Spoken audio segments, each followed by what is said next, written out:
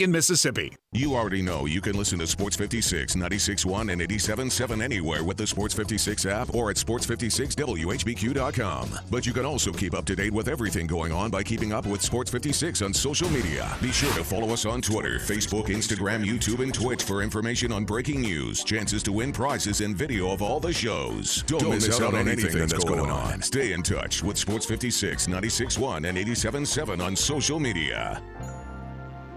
You'll see the dedication in every single step.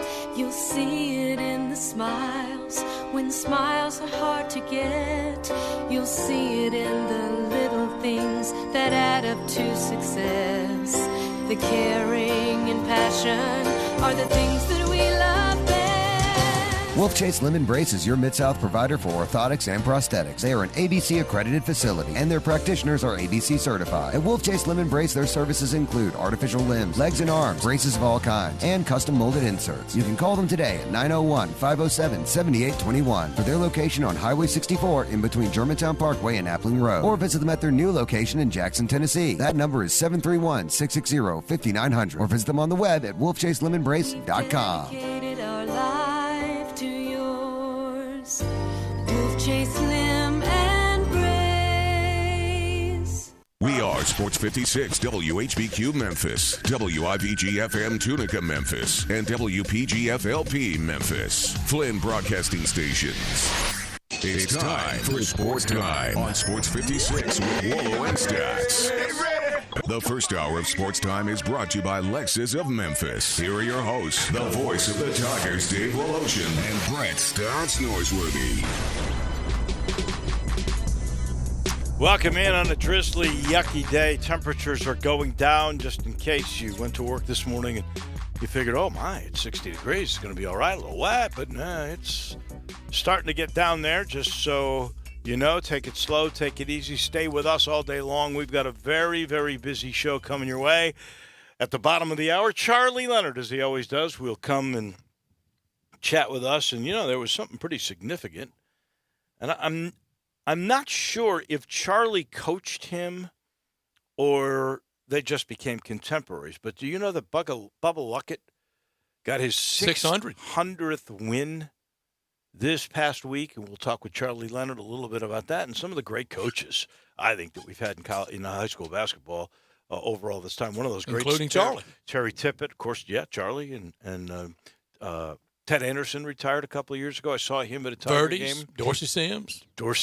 Sylvester Ford. Well, a lot of them. Ted Anderson. You know, Sylvester Ford's son is coaching Fairleigh now. They've had a Sylvester Ford. Andre Turner coaching right now. He sure is. He's at Mitchell. Running the fist offense. Wonder where he got that. I know exactly where he got that. So then at 4 o'clock, Brent Beard, college basketball, a little college football, and we'll get to, that'll be my top story of the day, football schedules. Well, we're going to be in trouble. Jerry Peters, Coach Harrington. We got to name them all now when we started naming names. Well, I think Peters is the winningest of all of them. And that's a whole era gone by, that is for sure. Speaking of eras that have gone by, we have this wonderful thing called the Memphis Sports Hall of Fame. Pierre Landash will come in. They're taking nominations for year 2. We'll get his take on that. And then Bo Marchand on the NFL coming your way at Drew Brees, not retiring. O'clock. He's back. I'm so happy about that. I saw a hot take this morning on Hot Take TV, on Hot Take ESPN this morning, and the former general manager of the Jets, Hot Take Mike Tannenbaum, they go around the table. It's almost why you don't want to make a prediction on something that's getting ready to happen, but I don't think he knew it was getting ready to happen.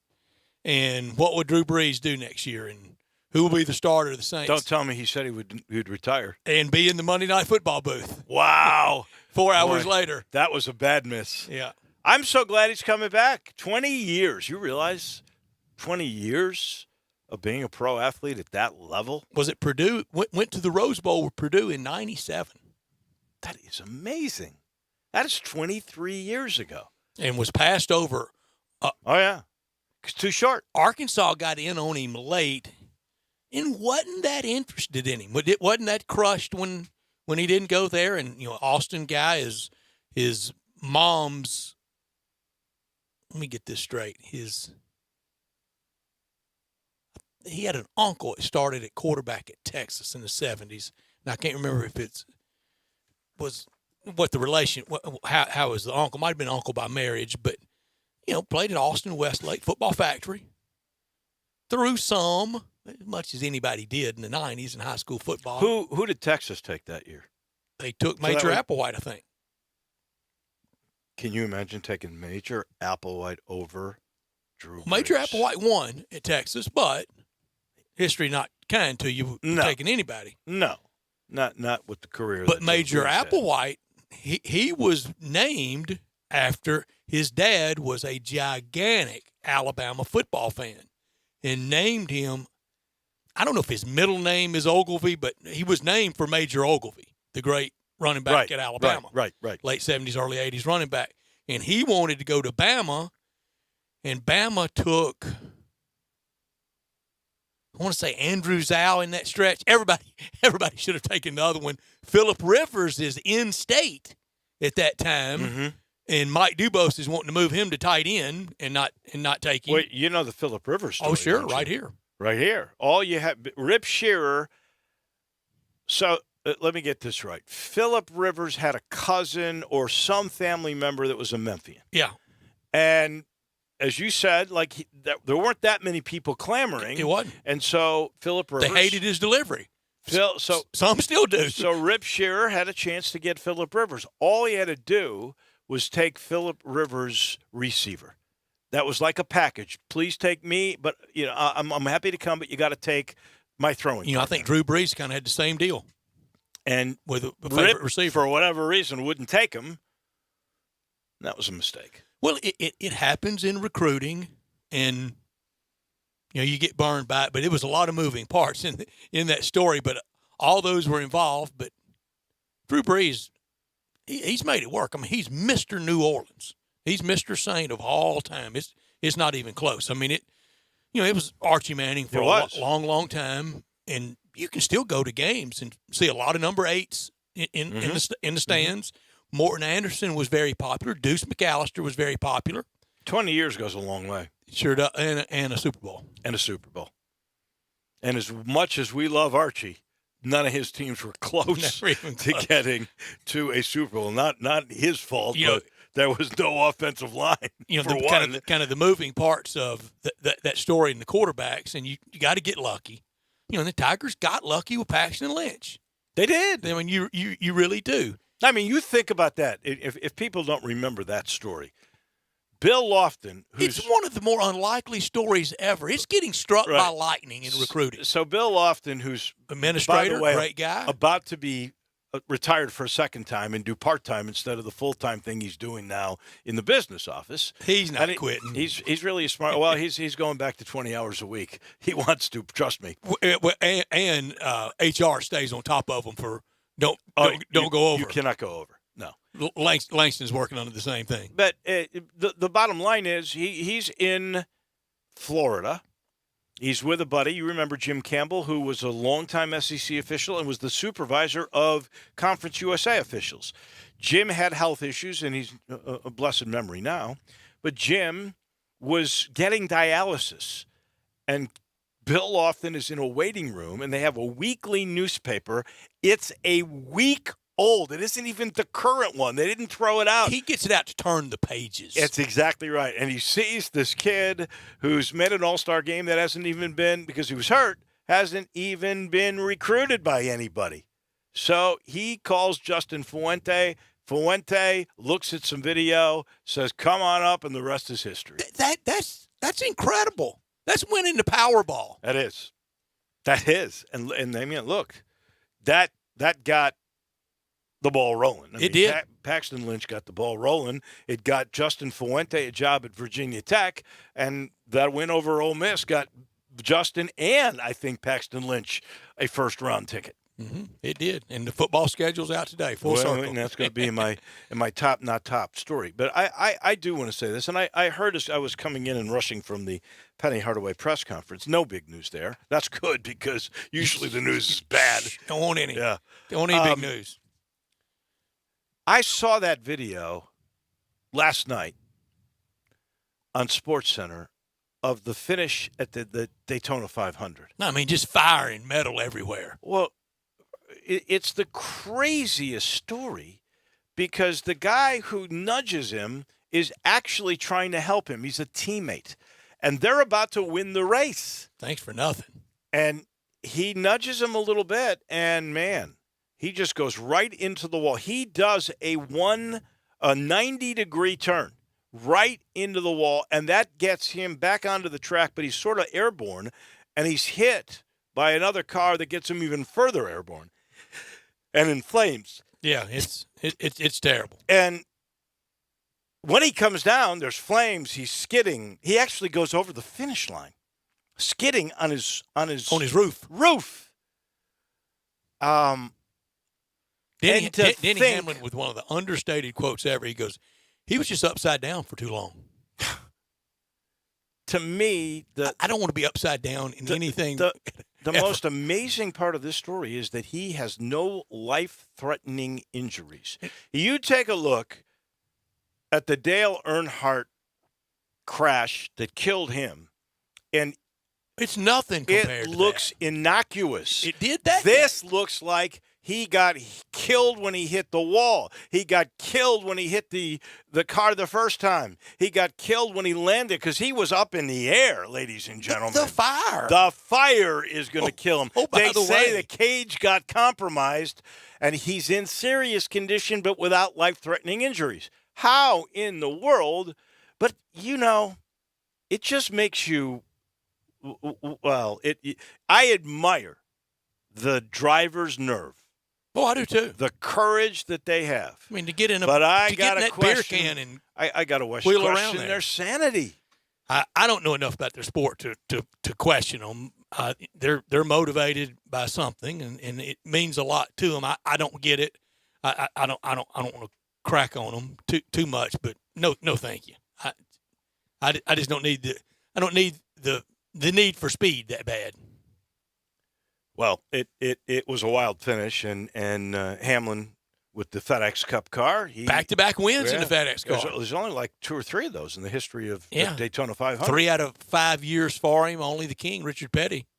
As I read earlier today, I didn't know any of that. If you were Newman, I mean this seriously, I heard it was Dale Jr., right, who was in that. He was in a plane crash, right? And they landed, and the plane got on fire, and everybody walked away. There's kids in there with him and his wife. They survived. He's talking about now how he can't get on an airplane. And I bet. And he's got a private airplane that he can use. He doesn't want to get on an airplane. He's trying to work through that. How does Ryan Newman, if he does, how does he get back into the car after what happened? And he's literally, 3 seconds away from winning the Daytona 500? I wouldn't know other than got to get back on that horse that bucked you. Whew. But it's easy to say from the peanut gallery. And that's not a horse. It's a big old car with other cars. That's a rocket ship that doesn't have much weight behind it. Now, Daytona hadn't been overturned. There hadn't been a judge's ruling on anything. So we're not going to do Denny Hamlin like we did maximum security, I guess. No, Denny can stay sober for the rest of his life. His maximum security somewhere. Jogs around out in the pasture all Maximum alone. Security. Just looking at the end of the bottle. He's getting paid to what. No, yes, he is. What, Dave? What? This hour of our show, it's brought to you by Lexus of Memphis. Speaking of great cars and going fast, but being safe for sure.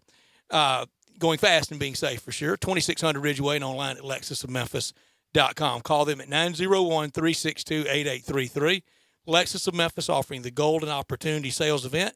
Great offers on all those beautiful 2020 models. Always special lease options. Drive in luxury and confidence, knowing that every new Lexus comes with complimentary first and second maintenance services. If you ever thought you'd look great in a Lexus, well, you will. And guess what? Lexus of Memphis thinks you would look great in one, and they'll make sure you can by the end of this day. Stop by today at Lexus of Memphis at 2600 Ridgeway and put yourself in the driver's seat of an all-new 2020 flagship LS500, and you will be looking and driving great.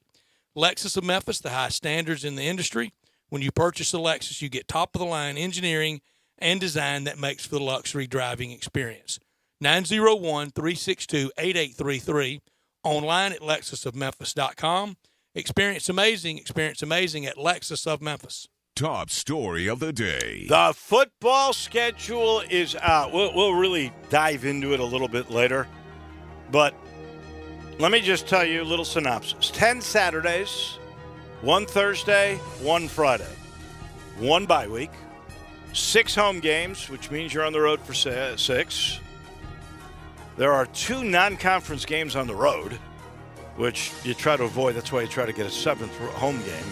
You have to go to Purdue, and you have to go to Texas San Antonio. And I'm kind of looking forward to revisiting that dome in San Antonio, even though there is back to that one place. bad memory. But playing football in there will be kind of cool. You have to go to Cincinnati. That's a rematch of last year's Halloween title game. You have to go to Navy, which I love going, but it's hard to win there, I can tell you that. The weather will be conducive for that wishbone that day. You have to go to SMU, and they'll have a high-scoring team. And you have to go to Tulane. That's the last game of the year. We always love going to New Orleans. So. Any chance that gets moved to the Friday after Thanksgiving? It's slated for Saturday. I hope not. We've been on that Friday all the time, and it kind of gets in the way of college basketball tournaments. And Memphis has a basketball tournament. Where is it? In the Bahamas, right? Isn't that? And the way it's set up right now is I get to go to the Bahamas. So and you don't selfishly, and you don't want to travel on Thanksgiving to get there to play on Friday. True. So you want to stay on Saturday. And you know, I and don't the fans know, will. I don't know how fans feel about that Friday game. It's been pretty well attended. Look, you've played. The Ag Bell's been on Thursday and on Friday, has it not? It has. And Saturday. Which do you think, if you were trying to be the voice of the fan, do you think they like it?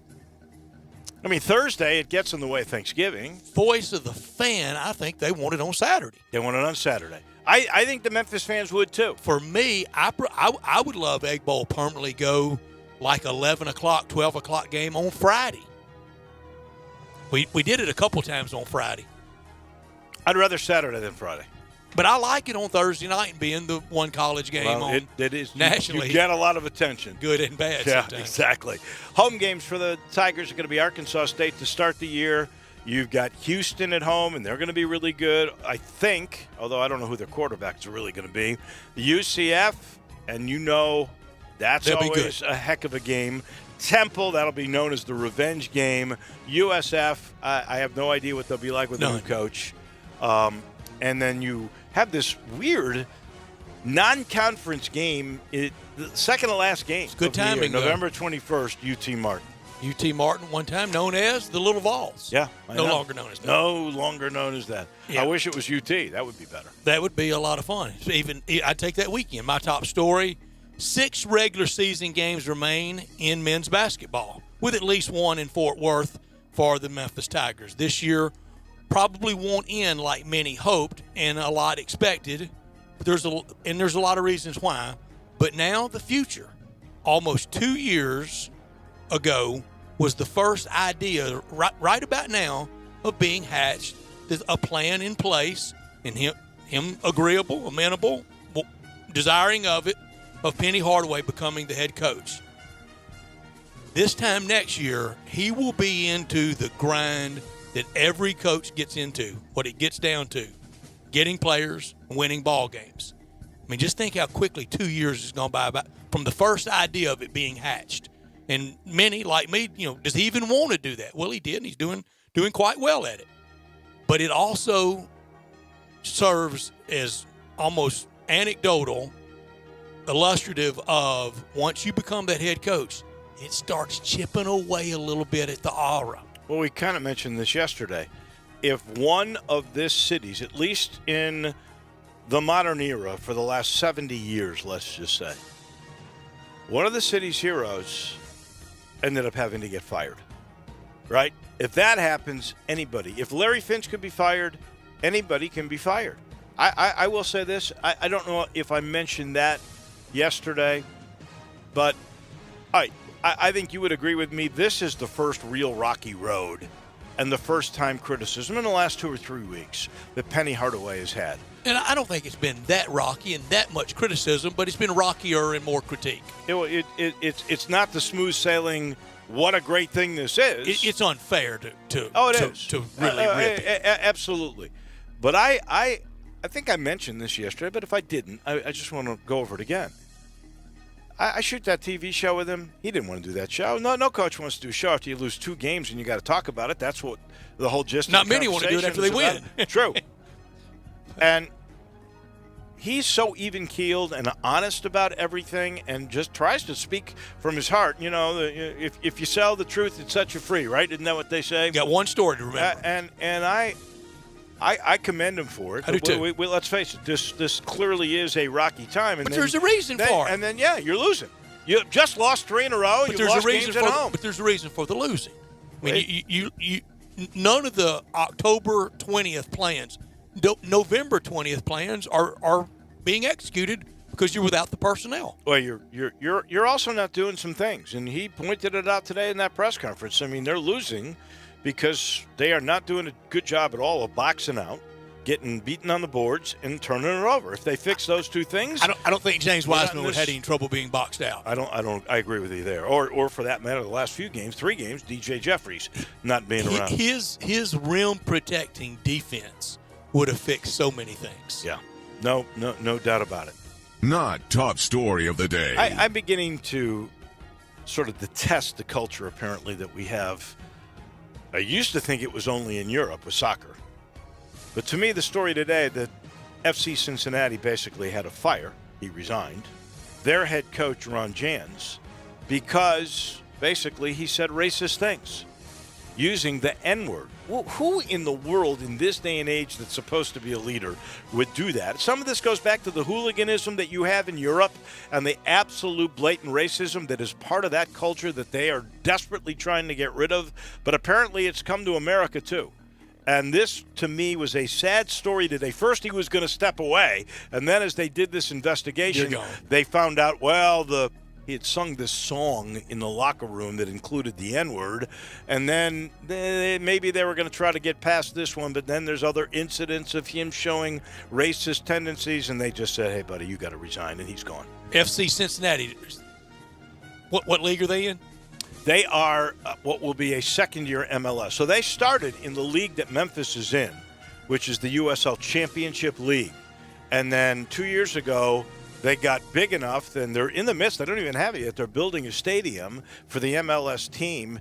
And what's the MLS up to? About 28 franchises? 30? Don't know if it's that many, but it's growing. It is. And they're growing well. They build these stadiums at about 20 to 30,000, and they sell them out. Heck, that's smart. In Portland and in Seattle, they'll sometimes move them to the big stadiums because they can draw 60,000. Heck, in Atlanta they played in the Mercedes-Benz, and they were drawing 70,000. Yeah, but they can do the max there. They can bring it down lower, and then when the need necessitates, bring it up. My not top story, the Astros at some point will say the dog ate their homework, or what is the definition of is. They've offered just about every excuse you can offer. Now, Jose Altuve didn't want his jersey torn off, not because he had a buzzer under there, because he had incomplete body art. Oh, that is such a crock. That means unfinished tattoo. Please. Who came out with that? It wasn't him. Was it Correa that came out and said, he doesn't want me to tell, but I'm going to tell it now? It wasn't a wire. It was an unfinished tattoo, and his wife didn't want anybody to see it. Tearing the jerseys off, it's stupid anyway. It's part of the flat bill, travel baseball, tool baseball culture. Can you imagine the Pittsburgh Pirates stripping Bill Mazeroski almost naked out at home plate after a big World Series home run? No. Or Ted Williams in his last at-bat at Fenway, his teammates doing that to him? It's stupid. You look stupid. We all do these stupid things. Can you imagine Lombardi, Papa Bear Hallis, getting freezing Gatorade spilled on them after they win big games? Baseball, the flat bills and the jersey tearing off. It is nuts. So you believe that Altuve had an unfinished tattoo, and that's the reason? Yes, I do. Right by the buzzer. You right by the buzzer. Yeah. I was going to say because I got some land in the swamps. Yeah. No, down in the Keys. I think he had unfinished body art, but I think he also had a buzzer by the unfinished body art. Yeah. That is the not top stories of the day. We take a time out. When we come back, our friend Charlie Leonard will join us. We are underway on this Drizzly Tuesday. This is Sports Time on Sports 56 with Wolo and Stats. Watch out now. Man, what kind of way is that to start a promo? We want to tell the people about R&R on Sports every Saturday morning, 9 a.m. here on Sports 56, 96.1, and 87.7. Watch out now. Soulfish Cafe has done something that no other business in the history of Memphis has ever done. They won 3 different categories in the Memphis Most. They won it for the best catfish. We all know that's the best catfish, and you can get it fried like everybody does, or you could get it, if you wanted to, grilled or blackened. It's the best. Everybody says it. Then there's seafood. We know about their beautiful shrimp. You can get those fried. You can get them grilled. The shrimp tacos are terrific. Memphis Most, best seafood. Then there's soul food. Yes, a third category, soul food. Their veggies are unbelievable. They've got this sauerkraut sausage Cajun dish that is amazing. I love the cucumber salad. Everything is always so fresh. And now, you know, there's 3 locations with a 4th one coming to Wolf Chase soon. The original Cooper Young, the shops of Forest Hill Irene, and of course the newest in East Memphis. That's on Poplar, just east of Perkins in the old Wolf Camera location. They're the best. You said it. They're Soulfish. Did you know nearly 40% of men under 40 and over 75% of men over the age of 40 experience sexual performance concerns? At the Memphis Men's Clinic, their experienced physician performs a comprehensive evaluation that determines which specific issues may interfere with your sexual performance. These issues can vary and range from anxiety to medical issues, low testosterone, or erectile dysfunction. The Memphis Men's Clinic has evaluated hundreds of men of all ages over the years and reestablished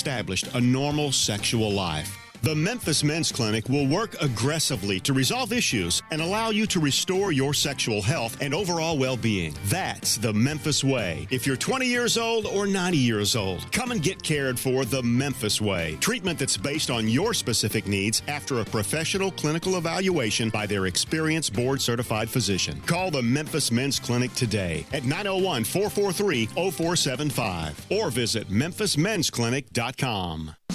Brian Elder's Roofing Solutions. Chris Price here for Brian Elder Roofing. The storms we've had over the past several months have been devastating to our communities. The rainy season is ahead. You may have not even noticed the dripping in your attic, water stains throughout your home, or even worse, mold and mildew. Please call Brian Elder Roofing and we will send out our project managers to assess any damage. We will not try to sell you a roof if all you need is a repair. We will measure your roof from outer space. 0% for 60 months, even no payments till 2022 are available with approved credit. If you've noticed missing shingles, water stains, leaks in your roof, call us before you call your insurance company at 867-0303. That's 867-0303, and we will provide a free, thorough inspection of your roof's condition. Call 867-0303. Brian Elder's Roofing Solutions. At First Bank Mortgage, their core purpose is to help you get to a better place. That better place may be a lower monthly payment, that vacation you thought was impossible, or getting into a home with a fenced backyard where your kids can play. To get into your better place, First Bank Mortgage makes decisions right here at home. Dedicated to helping you get to your better place, First Bank Mortgage. Call Daniel Mooney at 901-462-0145 today. NMLS 741022. Equal Housing Lender. Listen Sundays at 11 a.m. to join Idlewild Presbyterian Church for worship. Idlewild is a PCUSA church located in Midtown Memphis. Got something you want to get off your chest? You better have a backup plan. Want to join the conversation? Someone needs to tell him he has to grow up. Join us on the First Bank phone lines at 360-8255 or the First Bank text line at 67129. Now, back to Sports Time on Sports 56 with Wolo and Stats. This hour of Sports Time is brought to you by Lexus of Memphis. Here once again are Dave Wolochin and Brad Norsworthy. We like to party.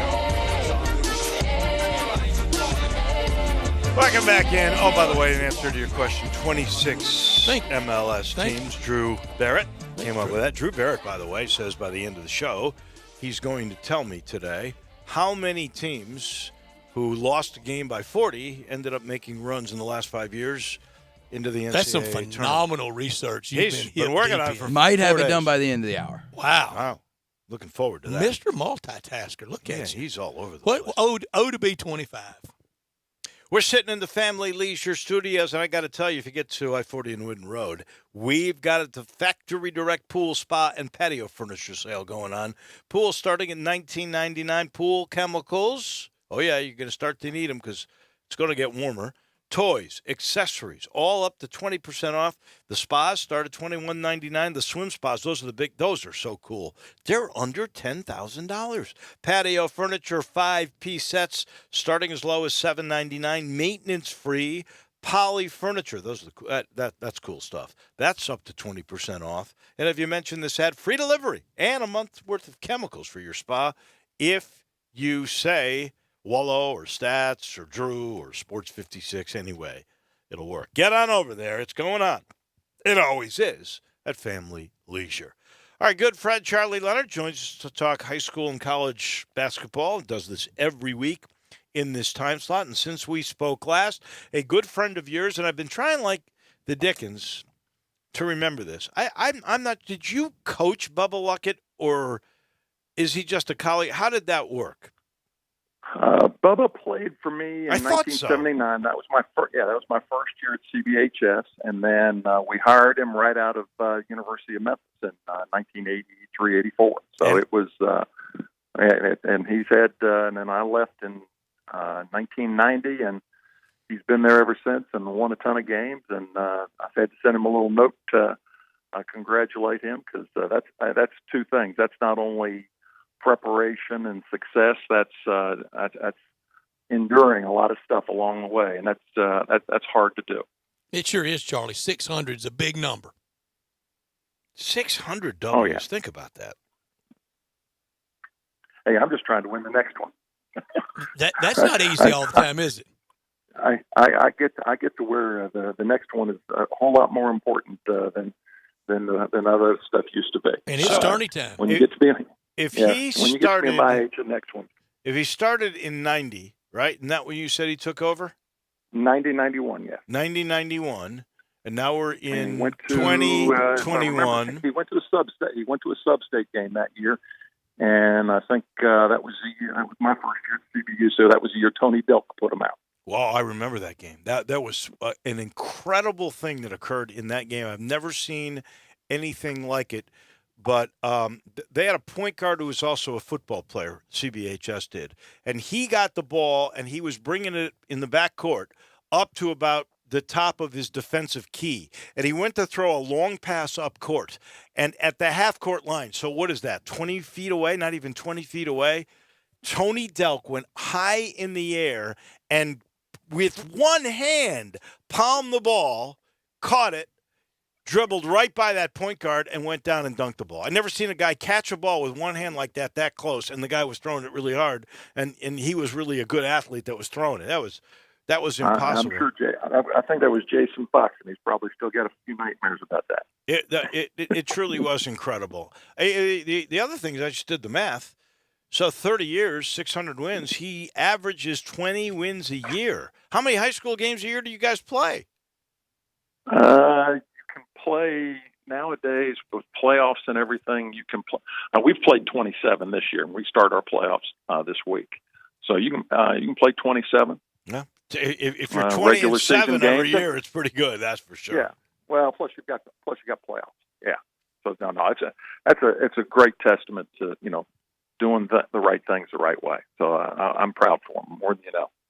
I think it is terrific. And yeah, there have been so many good basketball coaches. We started taking a little walk down memory lane. I think the winningest coach is Jerry Peters, correct? Jerry's, yeah, definitely. Jerry won a little over 1,000. And at one time, Jerry there was a coach at Fort Worth Dunbar that was the all-time leader.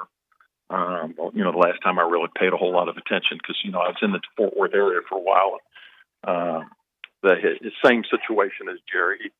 He'd been a head coach at the same place for, 40-something years. Yeah. 45 years. Yeah. Well, and Jerry, how long was Jerry? Jerry Peters was there at MUS for what, 44, 45 years? I know he was there. He started in the 60s. I know that. I don't remember exactly when his last year of officially coaching was. They don't make they won the. They don't make a lot of changes at MUS in football and basketball. No. Oh no. Since I've been here in 1981, the football coach has been Jake Rudolph and Bobby Alston. Since I've been here, the basketball coach has been Jerry Peters and Matt Bakke. Correct. Yeah, they stick. Don't mess with a good thing. No doubt about that. And then you've got other guys you've got Ted Anderson, Verdi Sales, Dorsey Sims. They were big names when I first got here. Actually, Verdi's was already coaching junior college ball by the time I got to the market in '81. But those guys lasted a long, long time. Ted Anderson is a guy. How many years did he coach? Sylvester Ford Jr. gave the job to his son. Tippett's up there. Terry's up there. Yeah, we can't. I mentioned him earlier. Those are guys that stayed in the high school ranks for a long time, and it's tough to do. You got to have great administrative support. You've just got to do. Part of it's luck from a standpoint of the right place administratively, but the other part is you just got to endure the good and the bad, and you're going to have years where forgive the sound of this, but the gene pool isn't as strong as it might be on a given all the time. So you just run through those cycles. So it's a huge testament. It is different. Some of these schools that hold on to their coaches are not different, but it sure seems to me that it's a little like college now. We recruit. We've got elite guys, and you don't play necessarily for your neighborhood team. When I was a young kid, I was only going to play for the high school team in my area. I wasn't going to go anywhere else. I was going to go to Mather High School. No ifs, ands, or buts about it. And if a kid was really good, he was going to go to Lane, but he had to live in that school district. And the same thing for Sen, and on and on and on. And, I am sure that if you were in the Melrose District or the Hamilton District, you went there when you were younger. You were Central, you were White Station, probably in my era, and East in my era. But that's all changed now. It's a whole lot different. Well, you've got, most places have had magnet schools, optional programs. There's always been that kind of stuff within the systems. You probably just didn't pay a whole lot of attention to it. But I know Central and White Station were magnet programs, years ago, and then there's optional programs. Different schools offer specialized classes. Then it's become specialized programs, and then you've got academic programs, and you've got and people are just more transient now than they were. That's right. They pack up and they move. They've redistricted things and funding for schools, so people change. It's just part of it. It's kind of like what we were talking about last year, Dave. It's just when you and I were there, it was no cell phone, so no computers, no cell phones. So it's what you do. You just change with it. On the eve of state tournament play and elimination time, Charlie, who's the best team in the city? Who's the best player in the city? Oh gosh, best basketball player in the city may be Chandler Kennedy over at Briarcrest.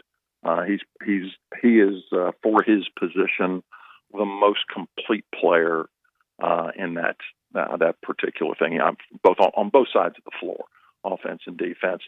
On the other private division, you've got Cisse, who is just he's just a special kind of kid from a standpoint of runs like a deer. I mean, he's got everybody in America recruiting him. Doesn't Kennedy too? He's only is he a sophomore or junior? Kennedy. Junior. He's junior. Yeah, this junior class is very talented. It's very talented top to bottom. It's got all the positions. It's got the Lawson kid over at Wooddale. Mm-hmm. I've got a couple of them, and it's one of those things where there's depth in it. It's kind of an old time Memphis class, to be honest with you. You've got three guys that are going to play D1, right? In Miller, Madlock, and Applewhite. Yeah, I got a few that got a chance. They take care of the business and they keep improving, and that opportunity probably going to happen. You say it's a class really indicative of kind of Memphis? Is it at every position? Point guard, twos, threes, fours? Yeah. There's years where all you have is guards or wings, or very rarely do you have just all bigs. But there's always the 6'5" undersized post guys. But this year's got really a spectacular player, and that's what you're looking for. You've got spectacular guards, you got spectacular wings, you guys, guys that can play at a high level, at the next level, in a hurry. And that's it's been that way.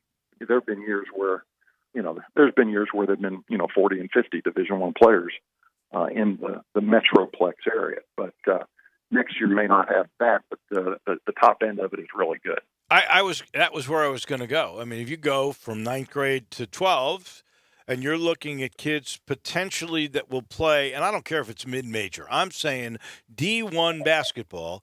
How many kids do you think are out of this whole area? That's Shelby County, public, private. That's Olive Branch. That's South Haven. All those West schools. Memphis. West Memphis, yeah. West Memphis. Oh, well, you're talking about West Memphis. You're talking about Marion County. Yeah, you're talking right now that are juniors and seniors that project out as big Division I players. Yeah, you're probably somewhere between 35 and 50 range, 35 and 45 range, maybe 7 to 10 and teams. there's kids. Yeah, and they're there. It's just a matter of when people say D1, we think of D1 as something on a large scale, but D1 can be, Stetson, it can be Lipscomb, it can be Jacksonville, it can be a lot of different levels that a lot of people just don't necessarily think of.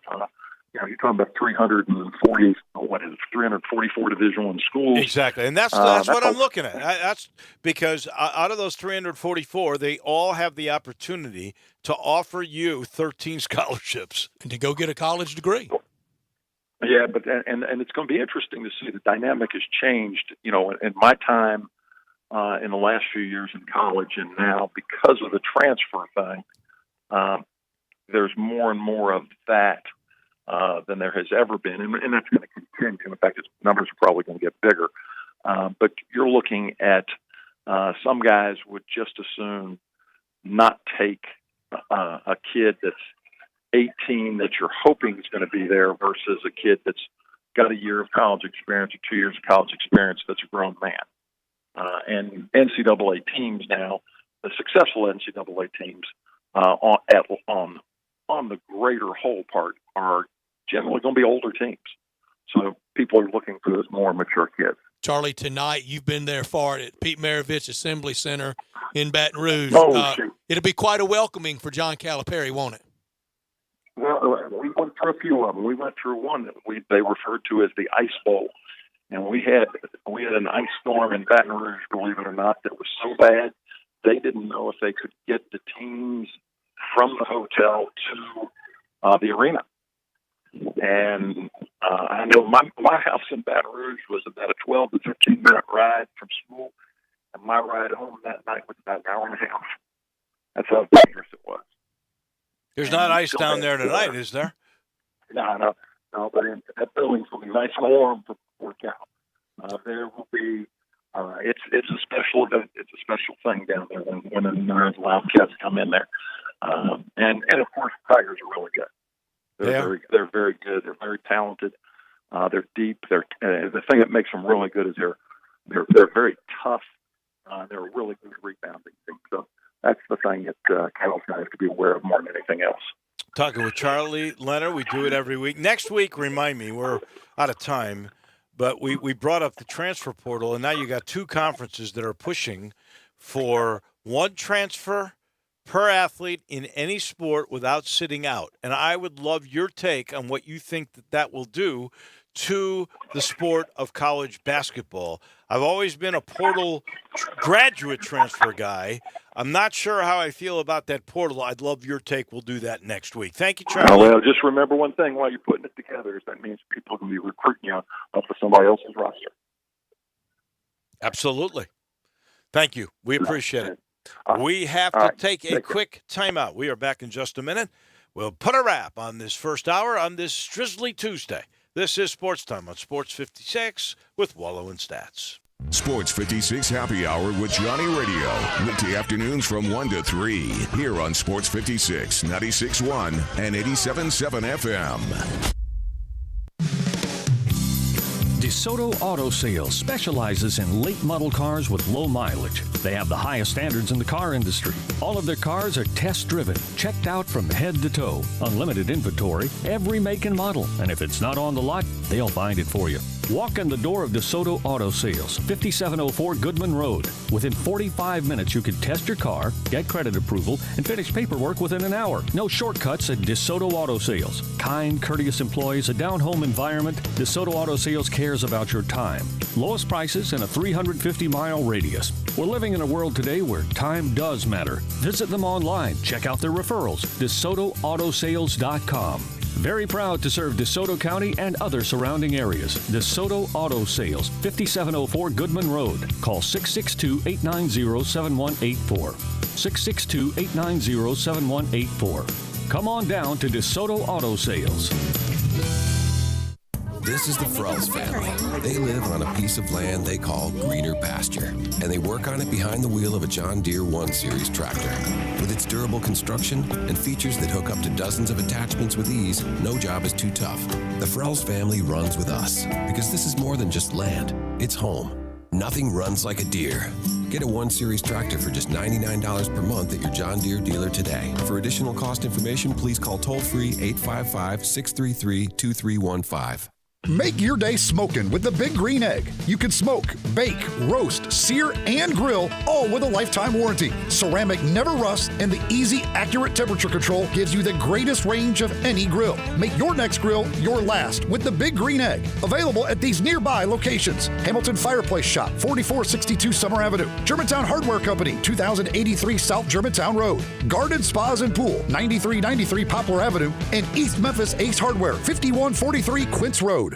It's game on at the new Moneyline Book Bar and Grill inside the Gold Strike Casino Resort. Now you can bet on all of your favorite sports and watch the games on 60 HD TVs while you lounge in plush seating and enjoy craft beers, signature cocktails, and great food. Plus, don't miss the Topgolf Swing Suite, a virtual reality experience with a variety of fun interactive games every sports fan will love.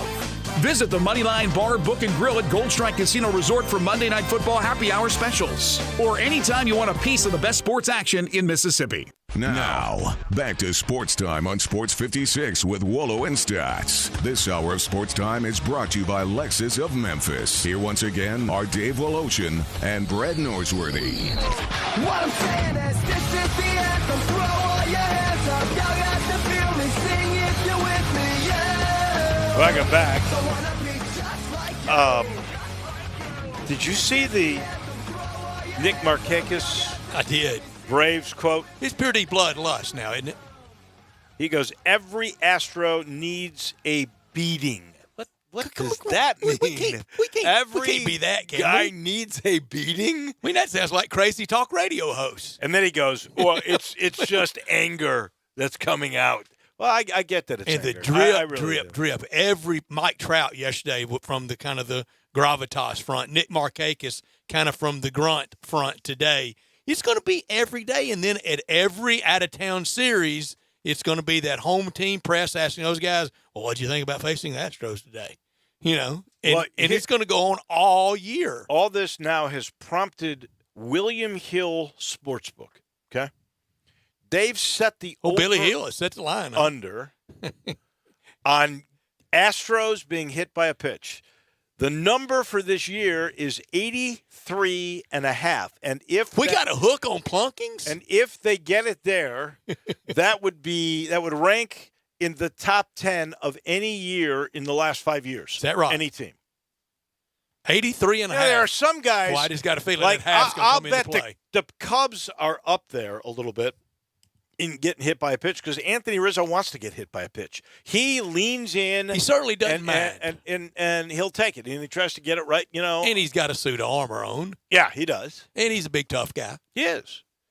Like Don Baylor, but Don Baylor didn't But go up Don there Baylor, with a suit of armor. I'm on. going back, and I just learned it was top 10 from our friend Johnny Harden, who's looking all this stuff up.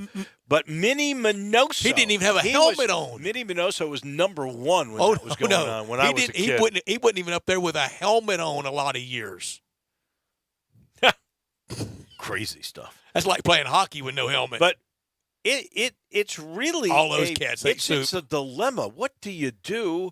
I mean, I look, I'm like everybody else. I'm so disappointed in Rob Manfred and the job that he's done as the commissioner of baseball. And I do think that the Astros need to be punished in a more punitive way than they have been so far. It just does not seem right. But I want his resignation 5 minutes ago. You can't allow these teams to plunk these guys. No, you can't. I mean, you got to do something. And they sure can't do it with, okay, we're going to bring up reserve guy from the minor leagues, have him start, and go with the dome, and knows he gets tossed. You can't. You can't have. Yeah, we're bringing in Ragarm here. He's going to pitch 2 pitches. You plunk that guy in the back, make it hurt, and then I'm taking you out. Back to Keokuk. Exactly. I mean, you can't have that kind of dysfunction. That's no. We have to have rules and laws and some decorum. Some. You do. And look, I understand, and there's irony to it. I understand when the commissioner goes, if you throw at them, I will have to do something very punishing to you. And then the first thing you're going to go is, wait a second. You did nothing. There was no punishment to the cheater, but for hitting the cheater, you're going to do something severe. But you've got to say something off the bat here to stop the anarchy that you're looking at. You know who's going to be in the really tough spot? Is going to put the catchers in a tough spot because batter's going to start mouthing. Yeah. Catcher has always been either stop it, first line of defense, or go Jason Varitek on A-Rod in the playoffs and cold cock him. Yeah.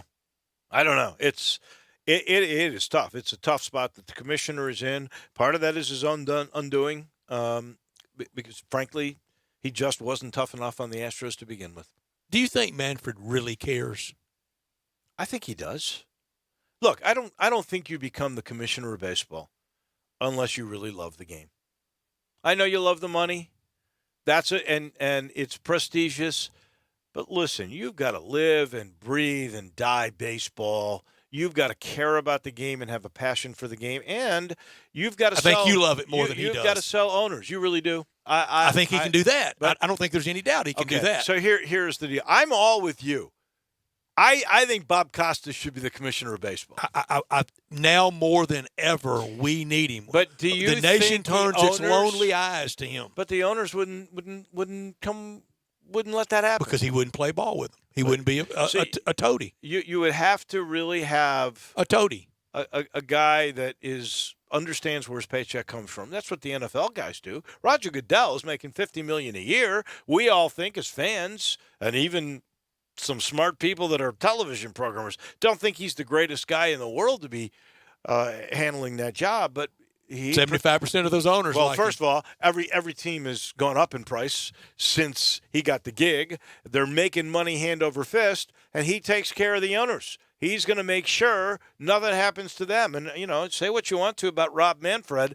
Jim Crane is an idiot. He looks like an idiot. He sounds like an idiot. And yet, how do they make so much cash in other businesses? I don't know. I was just reading this list of the 100 richest people in America. And you have to make $6.6 billion, I think, to get on the list. Nancy Walton was on that list. She's tied at 109 with. All of them are on it. Yeah. But if they pulled everything, they'd nuke the list. Oh yeah. And I only got to like 7.6 billion. I had too much stuff to do to dream about and think about all that money. But and they were grading them on their philanthropy, which was interesting too. But you wouldn't believe some of these people that have now amassed. The one guy I read, he's up to like $7.7 billion. He started his business in the 1960s on a $600 loan. Yeah. $600 loan. I think it was might have been like dental supply or something. I can't remember what it exactly was. No, it was $600 loan to the guy who does the big hardware stores. $600 loan though in 1960s. That was pretty significant money. Yeah, well, 600 became $7.7 billion or something. Nice ROI. That is pretty money. That is pretty good stuff. That's an hour in the books. Brent Beard on college basketball, college football, a whole lot more. That comes your way in just a minute. We are having fun here in the Family Leisure Studio. And a reminder to you, it's free brewery, and you know it's going to be cold tonight. Usually this time of year, John has got all this stuff, all these wonderful systems in his warehouse, and it's full. The crews are slow. What do? You got to spark business some way. You give away something. So John says, all right, he's been doing this for a few years now, free brewery, right? I'm going to give away a Carrier 80% gas furnace if you buy a brand new, and you're really going to love it in the long run, the new technology of a standard Carrier air conditioning system. So you do that. You get the air conditioning system. He gives you the gas furnace for free. And if that's not enough, he includes an April air cleaner, free. A 10-year parts warranty, free. A free Nest thermostat, that's the latest and greatest. Plus, 12 months interest, free. That's why it's free brewery. Call 384-3511. Get the new technology. Get the free gas furnace. Call John, 384-3511. Conway Services, heating, cooling, plumbing, and electric. Back in a minute. This is Sports Time on Sports 56 with Wolo and Stats.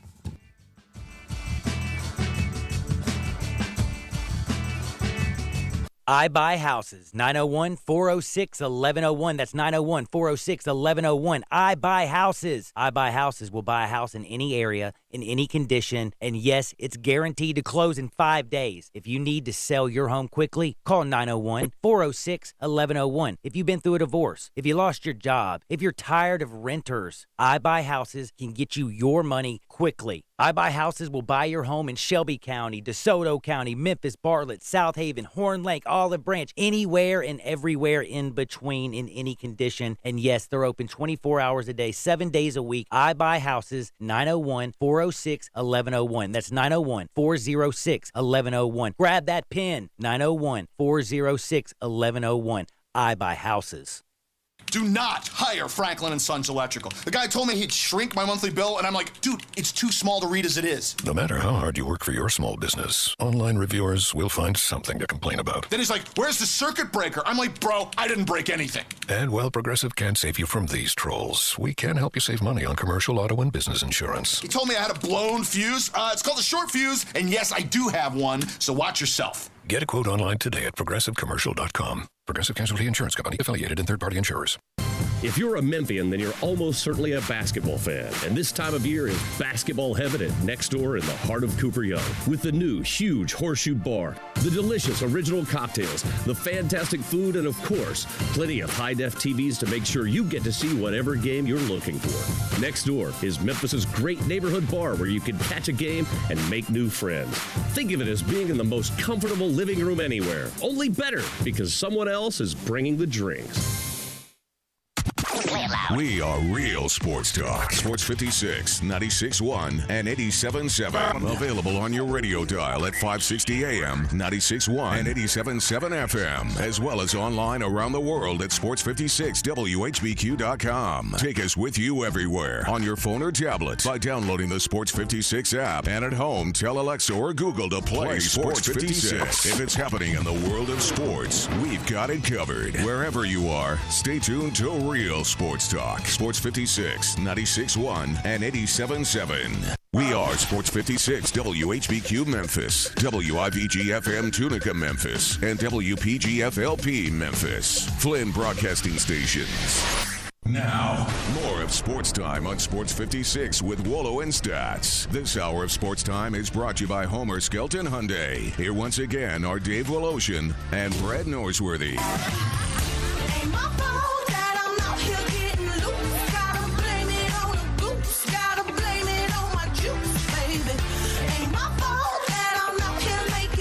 Welcome back on a drizzly Tuesday. Wolo and Stats with you. ESPN College Football FPI out. Are you ready? Yeah. We'll talk about it with Brent. Okay. I know we're hanging on ESPN's FPI in February, aren't we? Sure we are. Guess what? The American schedule came out today. There's like a minimum of 40 games on the national platform, not the ESPN Plus, on the national platform of the ESPN family of stations, including ABC. Dave, I have no other reason to say this other than I believe it. I think the AAC, I think the conference didn't do the Tigers any favors on the football schedule. Well, I know we're going to really dive into this, I think, at 5:30, but so of the teams they've got to play, there is none of the stinkers. I guess if there is one, it's USF, right?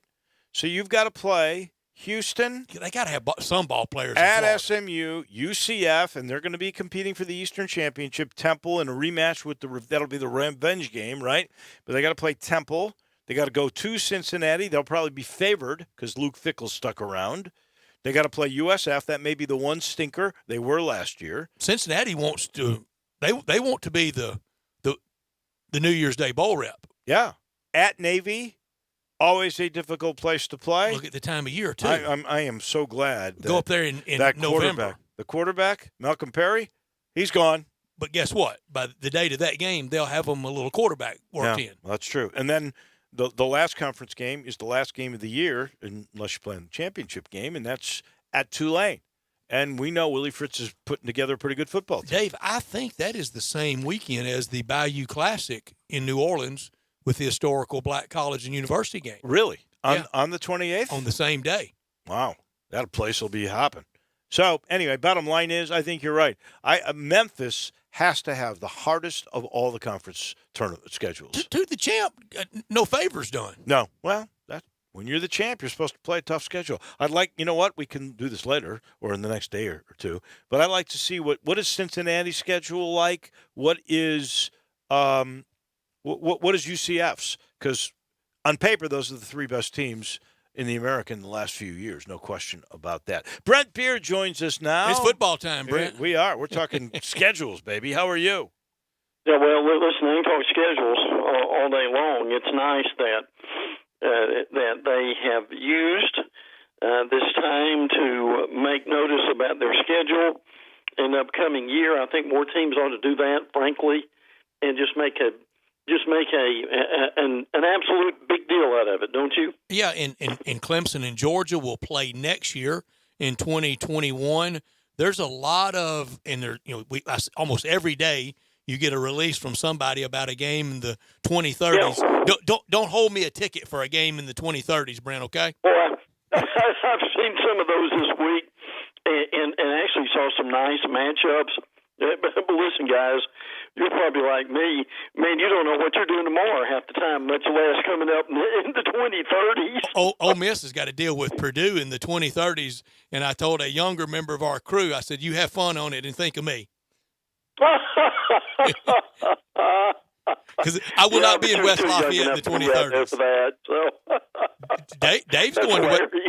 Dave's going to West Lafayette week 2 next year. I am. Mm-hmm. I have not been to West Lafayette. This is going to tie into a steamboat story. No. I would guarantee it. I think I've only been there twice. As a senior in high school, I went to tour to see if I was thinking about going there. And so that would have been 1970.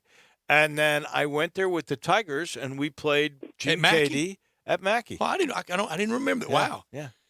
Brent, week 2 for Dave and the Tigers against Purdue. Week 1 for the Tigers against Arkansas State. That'd be a good matchup. Arkansas State next year, they go to the Big House. They play at Michigan. Well, tell you one thing: the way the way teams have been giving Michigan problems at the Big House over the last few years, I would say that would give them a little bit of hope. So next year for Jim Harbaugh, we're going to do it again, aren't we? He's going to be on constant eggshell existence once again. especially by those of us in the South, because he seems to really irritate us. Well, but the reality of that too, Brad, until he is able to beat Ohio State and go to the conference championship game, I don't see that letting up. Do you guys? No. I mean, that's the. Is it fair though? That's kind of what he signed on for. And look, is he a good football coach? Yeah, I think he is. Is he an elite football coach right now? A lot of people are going to say until he gets to what we were just talking about. No. Well, I hate to say this, but I think there is such a disparity of talent, and I've seen this the last 2 years between Ohio State and Michigan, that you could be Nick Saban, or you could be Ara Parsegian. You could be Urban Meyer coaching Michigan. You can be whoever you want to be. Bear Bryant, who used to say, I'll beat you with mine or I'll beat you with yours. Take your pick. You could be any of those guys. That talent disparity is so wide. great that I think Ohio State's going to win until he finally gets at least some talent that equalizes that differential. There's no doubt in my mind about that. Now, I got to ask you guys a question. We're looking at the Memphis schedule. UT Martin on the 21st. And you, Brett, kind of November. Of November. Yeah, the 21st of November. In other words, the second to last game of the year. We're seeing a lot of conferences do this. You love it. I don't like it at all. It's an open date that but you still have a challenge. You still have to play. You still have to go through it. But you can get those injuries well from Navy and really nurse them up for Tulane while doing against UT Martin. I can't stand that game in the SEC. I don't mind FCS opponents for non-Power Fives. It's for the SEC on Cupcake Weekend, and it's usually that weekend, Brent, before Thanksgiving, that it's loaded up with a whole lot of Charleston Southerns, and I can't stand it for the SEC. Well, explain to me why that is not good for the SEC, but it's good for the AAC. Because you're already at a disadvantage budget-wise for the AAC and non-Power Five. I think you need that break, and you sure need it. Because you don't have as many good athletes? You just don't have as many. Yeah, many. Well, that's what I'm saying. You're basically, your rationale, if I'm hearing this correctly, is you're saying the SEC's got a lot more depth, and they don't need to do this. But the non-Power 5 schools don't have the depth and need a little get well week. Well, guys, I think we're seeing this coming season that some of this is slowly changing for the SEC.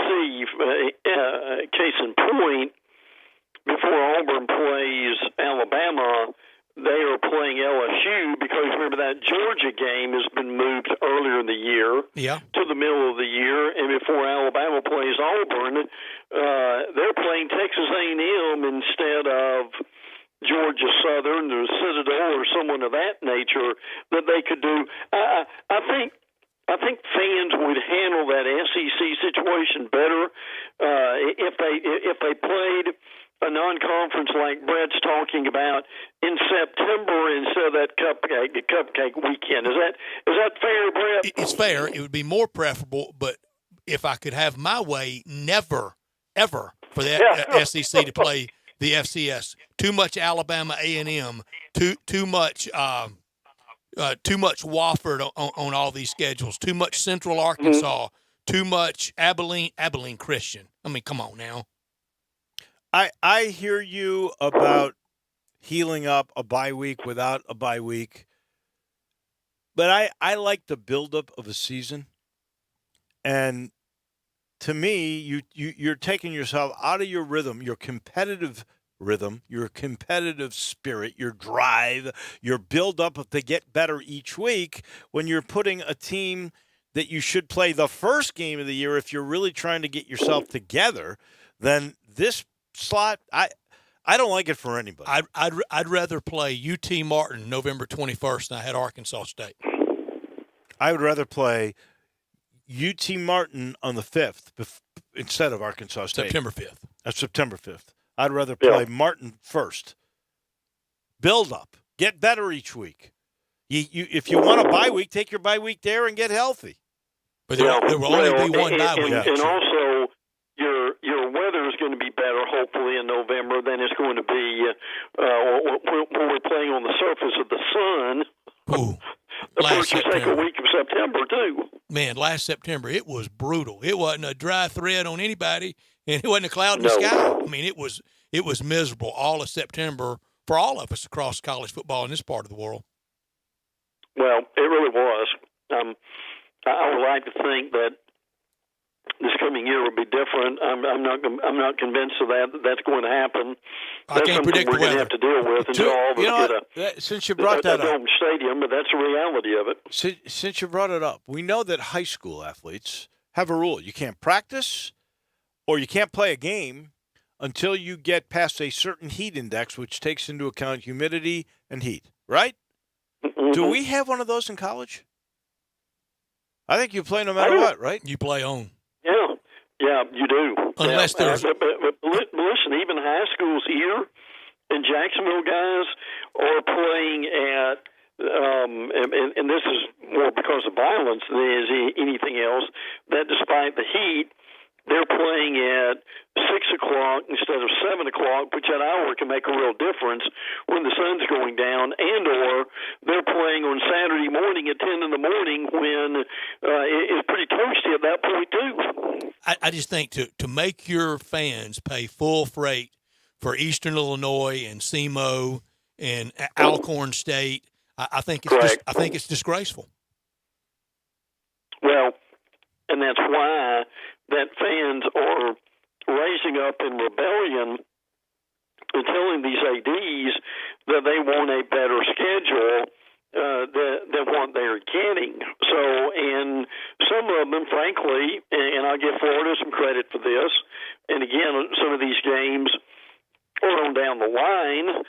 Florida had one recently that they've set up with Utah that's coming the latter part of the decade. So I like that. And certainly like what Brett was talking about, your Georgia and Clemson type game. I mean, look, you can't play heavyweight starting off the year every year. I mean, I'm with you guys, but frankly, if you're going to play the Sisters of the Poor, I'd rather you start early and build up and go from there. I think that's easier on your fan base. And I'm tired of the neutral thing. I think we spent all this money on these stadiums in every locale, but in the SEC, all this money spent, and then we go and play in Nashville and Atlanta and who's Houston. doing that? Is that ESPN putting those games together, or are those the major coaches, including Nick Saban, who I give Nick credit for this? He doesn't want to play the FCS schools. I mean, he's the first one that says you should be playing other Power 5. He didn't want to play non-FBS. He doesn't want to play the AAC. So, but the point I want to make is he's real happy to play Oregon if he's playing in Dallas. He doesn't want to go up to Corvallis to play. And plays USC in Arlington next year. Right. So but he doesn't want to play that in the Coliseum in Los Angeles. I mean, Clay Helton doesn't want to go Tuscaloosa either. No, I get you. But your point is you don't like these neutrals. You've got to tell the coaches that. I think USC or Alabama should be played at the Coliseum or at Bryant-Denny Stadium. I'm with you. Look, I agree with that. And Coach Bryant played him at the Coliseum. And listen, we had a game announced. What was it, last week of FSU playing LSU, and the game was going to be in New Orleans and also in Orlando. Now, that's pretty close to the locale.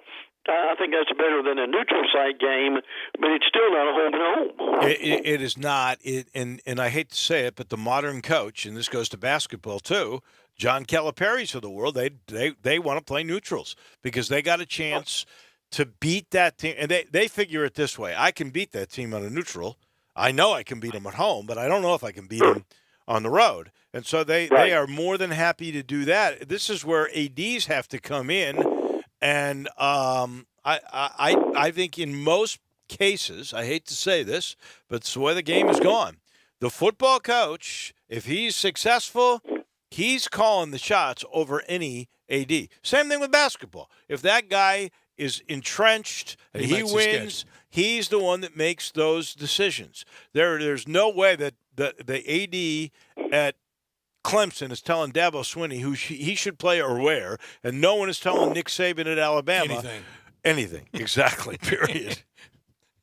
But I do think what we are seeing is more home and home, because the fans at this point have just absolutely demanded it, that they don't want to sit particularly in September and see conference games that are not very good. Now, I still say that if you had a Alabama-Memphis or Florida-Memphis or something like that, that would be a far more attractive game than some of the things that we've seen here, which surprised me a little bit, guys. I get why they're doing it with FSU in Orlando and LSU in New Orleans, but that series had broken away from what we were seeing with that pattern of more of a home and home, like a Florida and Colorado, which frankly for Gator fans would be a wonderful trip to go to Boulder. Brent, I just showed Dave. I got a picture on my phone of, and the reason why I saved it is I think he looks like what a football player should look like.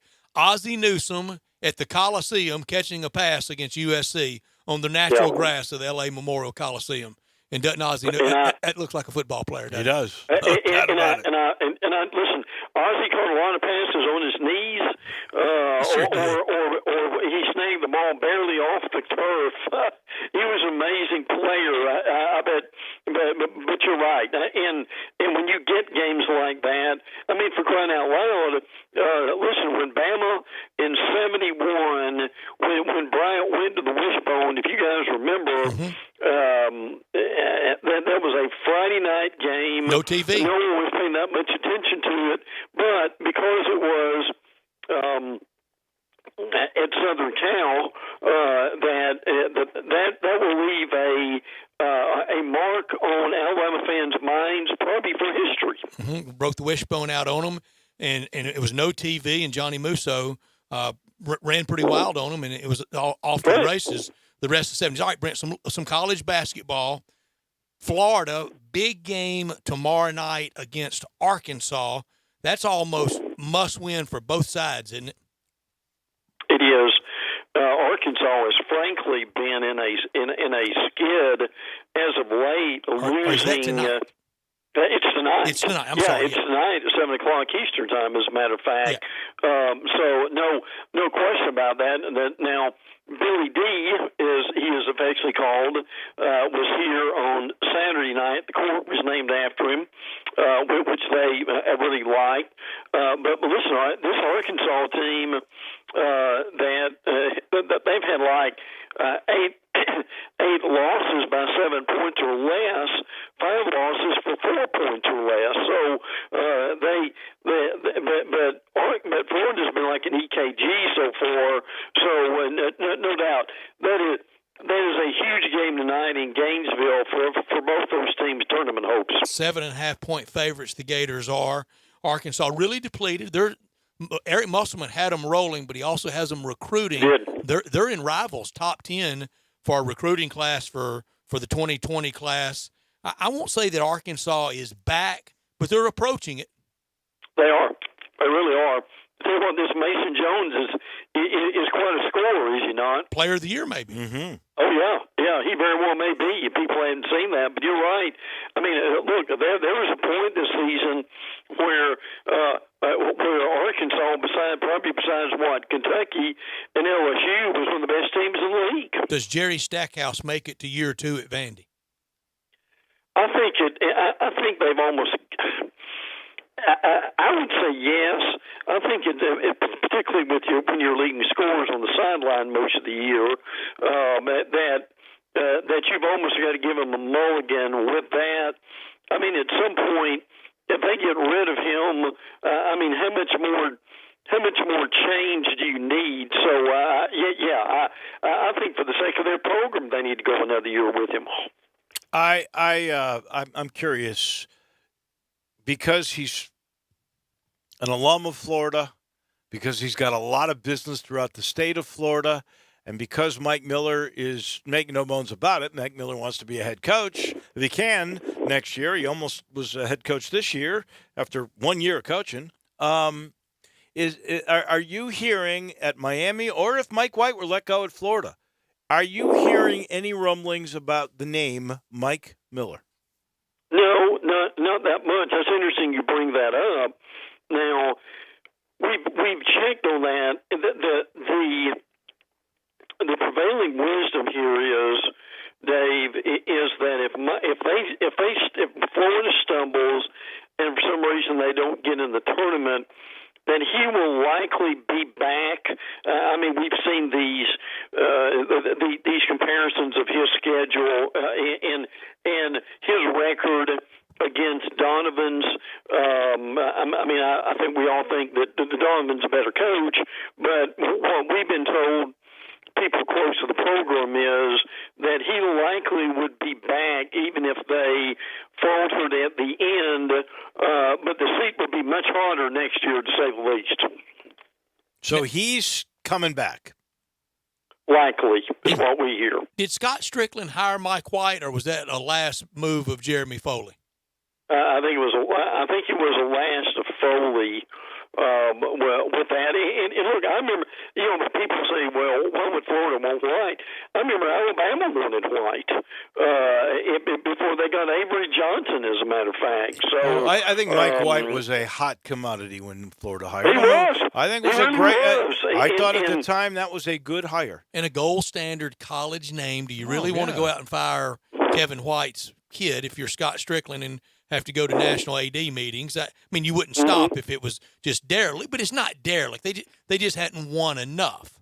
Well, right. I think when you're picked to win the conference and you're struggling, 16-9, people are going to be upset. Yeah. Well, and guys, another thing that some of our media brethren heard on Saturday, and I don't think there was enough made out of this, but Donovan was asked how much he missed Florida and how much he missed college basketball, and he said a lot. Now, he didn't say that he was leaving the NBA next year and trying to get a college job, but there was, and maybe sometimes we make too much out of too little, but there was some train of thought that they would not be shocked if at some point Donovan wanted to come back and coach in college, because there were some real aspects of that game that he misses. Well, I will say this to you. If you had said that last year, I might believe it. But Oak City is making a nice turnaround, and all of a sudden, Billy Donovan is getting a lot of positive feedback. And, if you like coaching games more than practice, you want to be an NBA guy. I think he comes back one of these days, if he does, as successor to Roy Williams. Short list at Duke. Short list for someday after John Calipari. Maybe even Kansas. He comes back for one of those gold-plated jobs if he ever comes back. And he and Brad Stevens and Greg Marshall can about name which one they want.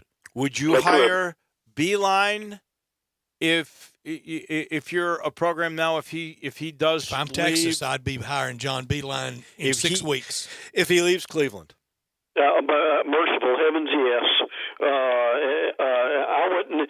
I'm with Brad. I wouldn't let the ink dry with that. John Beeline or Shaka Smart, not even close for me. 68-year-old guy though. Listen, guys. Everybody thought that Shaka was going to be the greatest coach that ever coached this, wouldn't it? At one point, I did. In his career, I did. But give me Beeline anytime on that comparison. As always, my friend, we love chatting with you. Thank you much. We'll talk to you next week. We did. Thank you. Absolutely, guys. We always do, don't we? Take care. You got it. Too. Brent Beard. One other scheduling note. You guess who UT Martin plays the week before they come to Memphis to play the Tigers? They go to Bryant-Denny Stadium to play Alabama. I was just going to say Alabama. Oh, Alabama will beat the heck out of them. There might not be enough guys to compete. Starting at quarterback for the Tigers, Dave Woloshin. I don't play for UT Martin now. Come on. No, for the Tigers. Oh, they'll just rest. Start anybody. I think that period that you got some eligibility. You only got so many years after. I think I just miss on the eligibility. Just missed. Thing. Yeah. just a little outside. We've got to take a time out. We'll let you know this portion of our show is brought to you by our title sponsor. They present this hour, and we're proud that they do. It is Genesis of Olive Branch, in my mind, the finest luxury car that is made. You know, they even named a golf tournament after it now, Genesis. Speaking of high-class people, I love the way Tiger Woods handled his post-match press conference there. He goes, yeah, I still get a little ticked about it, but I'm here for the long run. I'm still going to play a bunch. Don't worry about it. I had a bad week. It was cold. That's another problem. You know what, though? If he sat in that Genesis car, he wouldn't be cold. He put on the seat warmers. Cold in Los no matter Angeles. where you sit, there's a different climate control for you. There's seat warmers and seat coolers, and you got steering wheel warmers, and you've got so much technology in there. If I push a button, I can't go in the other lane. Drives itself. It's so safe. And I've never had a ride better. Not the way it handles. You can't beat that. You can't beat the acceleration. If I put it in the sport mode, my goodness. It's a rocket I ship. couldn't run you off the road if I tried to. Well, you could hit me, but then you'd get in trouble. I'm not going to be bashing into you. Well, I hope not. I hope not, because I don't want to ride upside down. I do think that your car doesn't quite have the weight that mine has. I don't think that would be a good tango for you. But you got a wonderful car. But I'm going to smash into you tonight. I don't think you're going to. I think you're smarter than that. You're smart if you go to Genesis of Olive Branch. Let me end up saying it that way. Just get on Lamar. That's Highway 78 when you get in Mississippi. First exit's Craft Road. Turn left. Go see Chris True and all the gang at Genesis of Olive Branch. 67129. We need nominations. Your nominations for this next Memphis Sports Hall of Fame class as we talk with Pierre. Pierre Landesh is coming in here momentarily. He's going to let us know what you got to do and how you can absolutely nominate the second class that's going into the Memphis Sports Hall of Fame. We'll get an update on what that whole museum is going to look like. Pierre is next on Sports Time on Sports 56 with Wolo and Stats. Take Sports 56 with you on your phone or tablet. Download our official Sports 56 app today.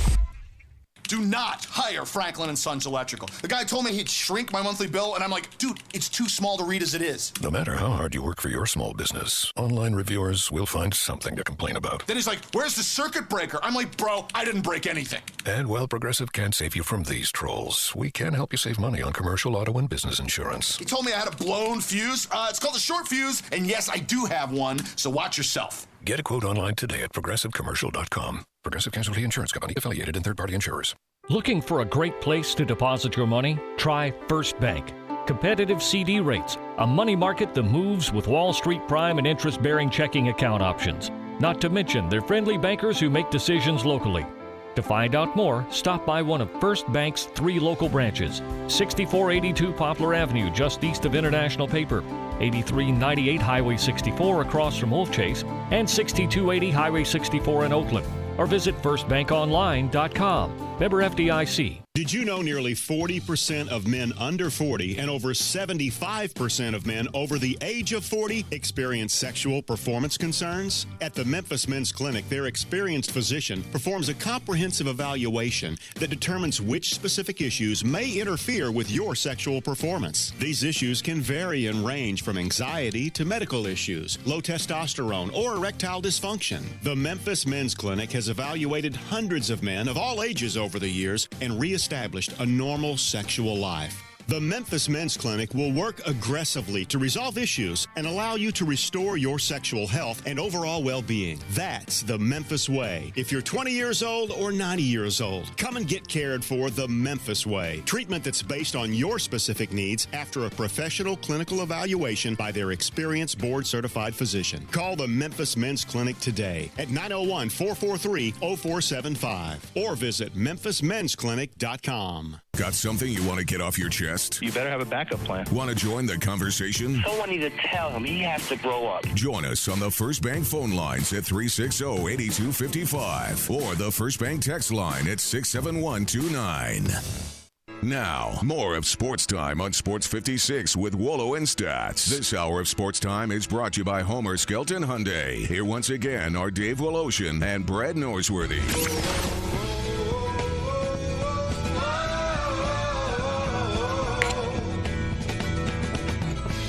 Welcome back in. Halfway through our Tuesday edition. And last year I got to be a part of a committee, and it was an honor, and we're doing it again this year, where we now have a Memphis Sports Hall of Fame. It's an official Sports Hall of Fame, and there's going to be a museum that'll be a part of it. It'll be on the second floor of AutoZone Park, right next to where the press box is. Pierre Landash, who heads up all of these things with the Memphis Sports Council and Convention and Visitors Bureau. This is his baby, the Memphis Sports Hall of Fame. And Pierre, I want to start with the physical plant, because we know we had a class. We had the most moving ceremony. I mean, it was beautiful. I haven't had one person that really didn't have anything but glowing things to say about that very first class. 22 people. It was beautiful. And we're going to have another one. We're going to talk about that. But I want to talk about the museum part of it, because I think that is every bit as important as these classes. So where are we with this thing that I'm hoping is ready by this summer? Well, I want to talk about the induction ceremony that you were a part of. Yeah. And what a magical night it was. I'm glad you brought that up. It was October 10th of last year. We inducted 22 individuals, athletes, coaches, contributors. They were what we're calling our bicentennial class. This is a bicentennial legacy project from the 2019 anniversary of Memphis, Tennessee, and Shelby County. But that was an incredible night on the field at AutoZone Park, which is where we're going to have the actual sports experience in Hall of Fame. We're calling it the experience because it's going to be much more than honoring great accomplishments by individuals. We're going to tell the story about Memphis sports. We're going to tell the story about the history of Memphis sports. And it's going to be a very experiential, very interactive exhibit. We are anticipating starting demolition of the third floor near the press box area. In fact, it's going to take in some of that press box area. Part of one of the suites actually overlook the ballpark. So, wow, I didn't realize that. Yeah, if you're gonna, it's going to be in the elevator lobby area. Yeah, probably about 4,000 or 5,000 square feet. We're going to take of AutoZone Park. And if you're at a ball game, if you're at a soccer match, you can go up there. It's going to be a free attraction. And on other days that they're dark, when they're not having an event, you can go up there for free as well and overlook the ballpark or overlook a game that's actually taking place at the time. A great place to have a party or a function. Absolutely, absolutely. And what we hope to do as well, in addition to taking that particular space, we're going to make sure the Sports Hall of Fame's presence is felt throughout the ballpark. So there might be interactive exhibits on the concourse level or in the right field or in the left field viewing area. What is the hoped completion date for that main 5,000 square feet space? We're looking at fall. We're looking at the fall of this year. We're making a lot of progress. We're in the middle of design at the moment, and we're going to make this one of the most unique sports halls of fame in the country. So will that correspond with the induction ceremony for the next class? We're the hoping opening so. Of that? We are hoping so. Oh, man, there's a little symmetry here. Yeah. I like that. Like that a lot. All right. Let's talk about that next class. So you had 22 in the first class. That's usually, it was the bicentennial class, but it was also the first class. So there were so many people that you had to kind of make up time to get them in that were no-brainers. They had to be part of the first one, like Larry Finch and Dr. Kerry Middlecoff. Keith Lee. Oh, the list was Penny, and it was such a moving evening. And Keith Lee may have won the night. He did. We, it was every one of our inductees, because they got the award from their hometown. It meant so much more to them. And, we had no idea Keith was going to want to talk, but he grabbed that mic and he talked for 5 minutes. He changed his mind because he originally was not going to. And then something moved him about the evening where he said, you know what, I'm going to do it. And, That's exactly right. And it was a beautiful moment. Penny Hardaway, we really were not expecting Coach Hardaway to be there, but he was able to make it at the last minute. we moved him up in the program because we didn't think he was going to be able to stay very long. Stayed the entire night. He was having fun. No, we moved him up because actually I think he was supposed to go on a recruiting venture. He was going to get in a private plane, and I think he ended up doing that. But I think he delayed it because, again, I don't think he understood when this thing first started the scope that this is going to be the first-class thing this is going to be. When you have Avron Fogelman and you got Billy Donovan involved in this thing and all those, and he saw all these people who'd come from all over the country. Tim McCarver was there, another great induction speech that he gave. I think when he saw what this was all about, he goes, you know what, I'm not going to miss it. Isaac Bruce showed up. Isaac Bruce. I think we're taking credit for kind of moving him up in the. That was the juice. That was it. Pro Football Hall of Fame from Memphis selection. to that gold jacket. That's right. All right, so who are we looking at? How big is class number 2 going to be? Well, we opened up the nominations yesterday. So if you go to memphissportscouncil.com, look for the Memphis Sports Hall of Fame link on that page, and you can nominate anyone you feel is worthy or deserving of this next class. The criteria for being in the Sports Hall of Fame, you either have to be from Memphis, make Memphis your home, or have played in Memphis. And like you said, we had a big class to start off with. There's so many deserving individuals in this city and that have come through this town. It's going to be hard for us to pick a smaller class. So you might see as many as 15 in this next class. Yeah, and I tell people, they go, well, what about this guy or this lady? Maybe not in the first class, maybe not in the second, but eventually that we'll get to them all. And I've had people ask me, players like Larry Keenan, 1 year for the Tigers. Derrick Rose, 1 year for the Tigers. Tyreek Evans, 1 year for the Tigers. Reggie White, two years for the Memphis Showboats. Is there any exclusionary thing about 1 or 2 years? Not necessarily, but when it comes down to the advisory committee making those decisions, those kinds of things will come into play. Lauren Roberts is a good example of someone who, not born in Memphis, didn't play his sport in Memphis, but made Memphis his home. Well, he did play some tournaments, although he never won it here. But he did play. How many FedEx St. Jude classes did he play? He played a bunch. Runner-up at the U.S. Open in '94. Well, meaning he didn't play for a Memphis team. Right. But he's Memphis.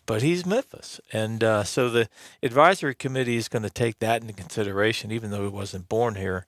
And Reggie White, you can't argue with the fact that he had a huge impact on the game of football, and he did come through the city. And I guess I think Tennessee fans would actually agree with me on this. Even though it wasn't Memphis, he did play for the state school, and there was a great deal of affection already for him when he came to play for the Showboats because all these people already knew what a great player he was at the University of Tennessee. And granted, that's 6 hours away, but there was a familiarity in it, and it seemed like almost a hometown guy. I believe wasn't he from Chattanooga originally? Yeah, and that size and that speed, it was phenomenal to watch him those 2 years. And he was started here, off to Canton.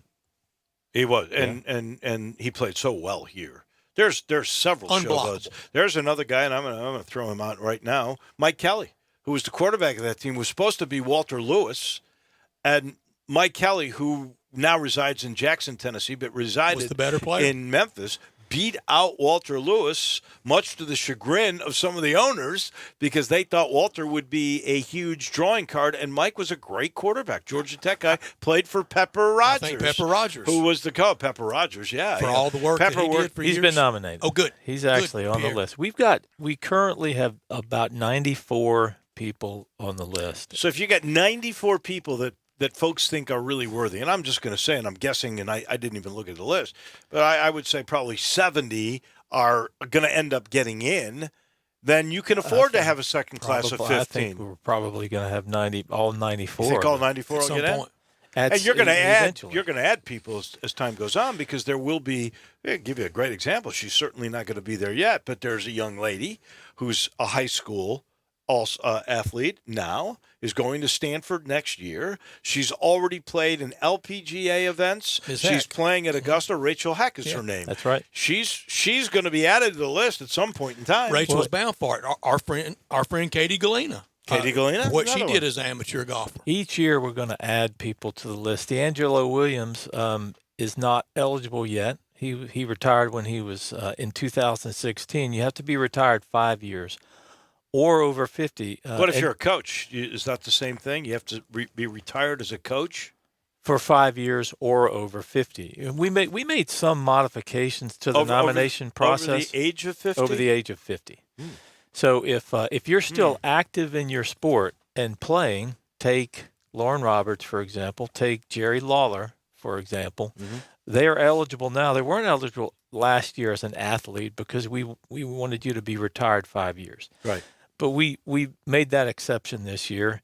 If you're a contributor, a broadcaster, or a writer, and you're over 50, still active, you're eligible. If you're a coach over 50, still active, you're eligible. So if you're a coach and you're over 50 and you're eligible, I got a controversial one for you. How about John Calipari? I'm writing this down. He's been nominated. Has he? He should be. He should be. He absolutely You know, should be. because I hate to say this, but if you go to the Walton Finch, Laurie Walton Center, he's not in there. He there's nowhere. Well, he may not in need their to be little in thing. there, but in the Memphis Sports Hall of Fame, at the University of Memphis, I can still see where not name is mud, but controversial for sure. Cuts a lot of different directions, but for the panoply of Memphis, John Calipari. For his accomplishments, Sure. you can make an argument. He earned it. Absolutely. We've got a lot of great. The list goes on, and each year we're just going to add to it. Do you get heavy with contributors? Or are you scared of you want people doing it on the field instead of media, writing, contributing, broadcasting? Because Will Carruthers was just a legendary sports writer from this town. He knew every mover and shaker in the sport of baseball. Quite literally, Tim McCarver signed his professional contract with the St. Louis Cardinals in his apartment at Kimbrough Towers on Union. I think Will McCarther. I think he's been nominated. We had 16 athletes last year, 2 coaches, 4 contributors. And you look, there's a number of take prep coaches alone. Right.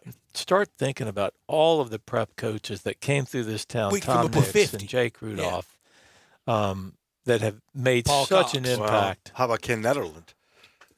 Yeah, the list goes on. Ken Netherland at one point, I'm sure he has been nominated. You know, and you Pierre. go back to the. But he you was, go back in the past. You know, Hickman Ewing Ken as a Netherland, coach. to this point, I'm almost certain is the number one winningest coach in Shelby County in football. He coached at, for the most part, Germantown. He started the program at Germantown High School, but where else did he win? He won state titles elsewhere. Pierre, then he started the program at St. George's and took them to a championship. A little bit of this is you please about 10 to 12 to 15 people a year, and you leave out about 80 a year. It's tough. That's tough. But you say to them, you're probably going to get in at some point. That's right. Hang on. I'm not a voting member of the advisory committee. That's a good thing. That is. You know, it just struck me, and it's the first time I've thought about this, and I've been through a bunch of meetings with Pierre.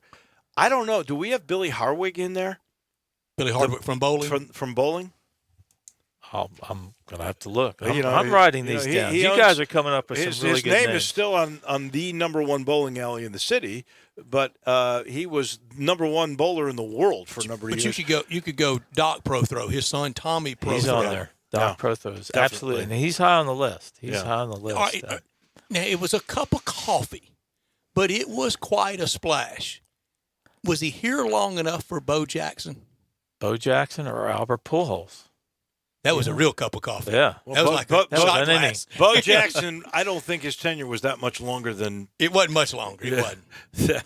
Than Bo's. But it covered Sports Illustrated and colossal home run that's part of the fabric and the lore of town, and MVP of a Liberty Bowl playing for Auburn. That's right. There are going to be some individuals that we're going to tell those stories in the experience. The exhibits that's going to be at AutoZone Park. That makes perfect. So you have Bo, who played in a Liberty Bowl and hit prolific home runs at Tim McCarver Stadium, not necessarily in the hall, but he's part of that sport experience. Yeah, it's part of Memphis history. We'll tell the story of Al Geiberger, the PGA's first round of 59 at Colonial in the 70s.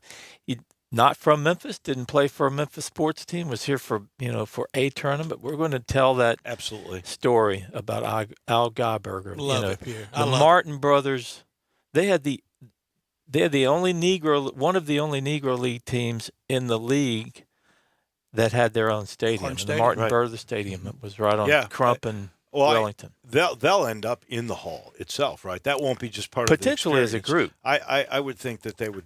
I know we talked about that last year. You would think that you'd have to get them in. Then there's boxing guys like Red Fortner, who came later and ran a boxing thing forever. I think Red's been on that nomination list, but he isn't. Red Fortner. And I think the most decorated college football player ever from Shelby County, Barrett Jones. Three national championships, Outland Trophy. He'll eventually. He is nominated. He'll eventually be on that. And we have we've got some individuals who are gone but not forgotten, almost gone but not forgotten, and that was William Neely.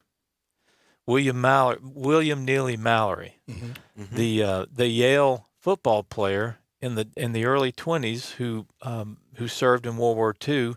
Unfortunately, on his way back from the war in Italy, was killed in a plane crash. But he is the only Memphian who's in the College Football Hall of Fame. You know what? You just taught me something. I didn't really know that story. Well, that came from J.J. Ganato. Well, J.J. would know. There's several incredible sports historians that we have. I think Stats is one of those guys too. Rip Rowan, that played on Surface Academy teams, should be considered. But Dudley's got to be obviously in there. I think he's already been considered. I wonder the list goes on and on. If we have like Tim Treadwell or help me out here, Bill McElroy that were Bill McElroy. They were there at the beginning. Was there at the beginning with Bud. So was Treadwell, but Bill then went on and he promoted like Memphis baseball with the Millington.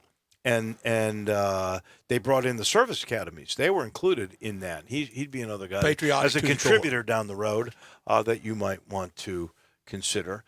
And the list just goes on and on and on. Yep. So if somebody wants to, and how long is this open? And if they want to, what do they do? Deadline is March 13th, and then it's coming up. Yeah, that's when our advisory committee will take over, and we're gonna use March and April to go from however many nominations we have to about 40 semifinalists. Then the advisory committee is going to take it from there and whittle it down to however many, 15 or 20 in the 2020 class. And we'll make the announcement May 13th for the next class. So May go 13th, to and go the to induction will be? Well, depending on depending on the schedules of our honorees, it will be sometime in October. We're going to try to get everybody's schedule. And hopefully the experience will be ready at that time, too. Absolutely. And it's going to be on the ballpark field again. You've done a heck of a job already, I got to tell you. Well, I appreciate it. That first class was amazing, and it was such a first-class night. And now this with the experience, I can't wait for people to see it. MemphisSportsCouncil.com. That's how you nominate. MemphisSportsCouncil.com. Thank you, Pierre. We appreciate it. My pleasure. Thanks so much. We got to take a time out. We are back in just a minute. This is Sports Time with Wolo and Stats on Sports 56. Greg Gaston and Eli Savoy get you through the midday with Sports 56 Middays. Delivered by FedEx. Weekdays from 10 till 1 on Sports 56, 96.1 and 87.7. Hey everybody, this is Coach Penny Hardaway. There's a comfort in being home, and to me, comfort food and family makes Memphis the place to be, along with having the best basketball fans in America. I like pulling into Corky's and getting one of their family party packs. How can you go wrong with pork, beans, slaw, sauce, and buns for only $5.99 a person? It is so easy. I can call ahead, order online, or just pop in. Tailgating can't get any easier. Tell them Penny sent you. Encore flavor, Corky's barbecue. The best place to go for all things guns and gear is what you hear me talking about all the time. Collierville Guns and Gear has the only one-stop sound suppressor silencer shop in one place on Highway 72 in Collierville. Fingerprints, photo, trust, and notary all in one place. Only place in Tennessee that you can do that. Protecting your kids' ears and your ears and getting less recoil is huge. If you've not been to Tactical Guns and Gear, I promise they have all the latest and best guns and rifles before other shops even have them ordered. And how great is it that you can ask Jim or Jake to add all the gear you want to any gun or rifle, and they'll do the custom package for you. Gun, scope, sight, sling, case, balancer, and ammo, all done. A perfectly balanced rifle is everything, and the right scope is good too. All eyes are different. You may want red or green or night vision. Make sure Jim or Jake knows. For all things guns and gear, head to Tactical Guns and Gear on Highway 72 in Collierville and tell them Eli says hi. Online at tacticalgunsandgear.net. You'll see the dedication in every single step. You'll see it in the smiles when smiles are hard to get. You'll see it in the little things that add up to success. The caring and passion are the things that we love best.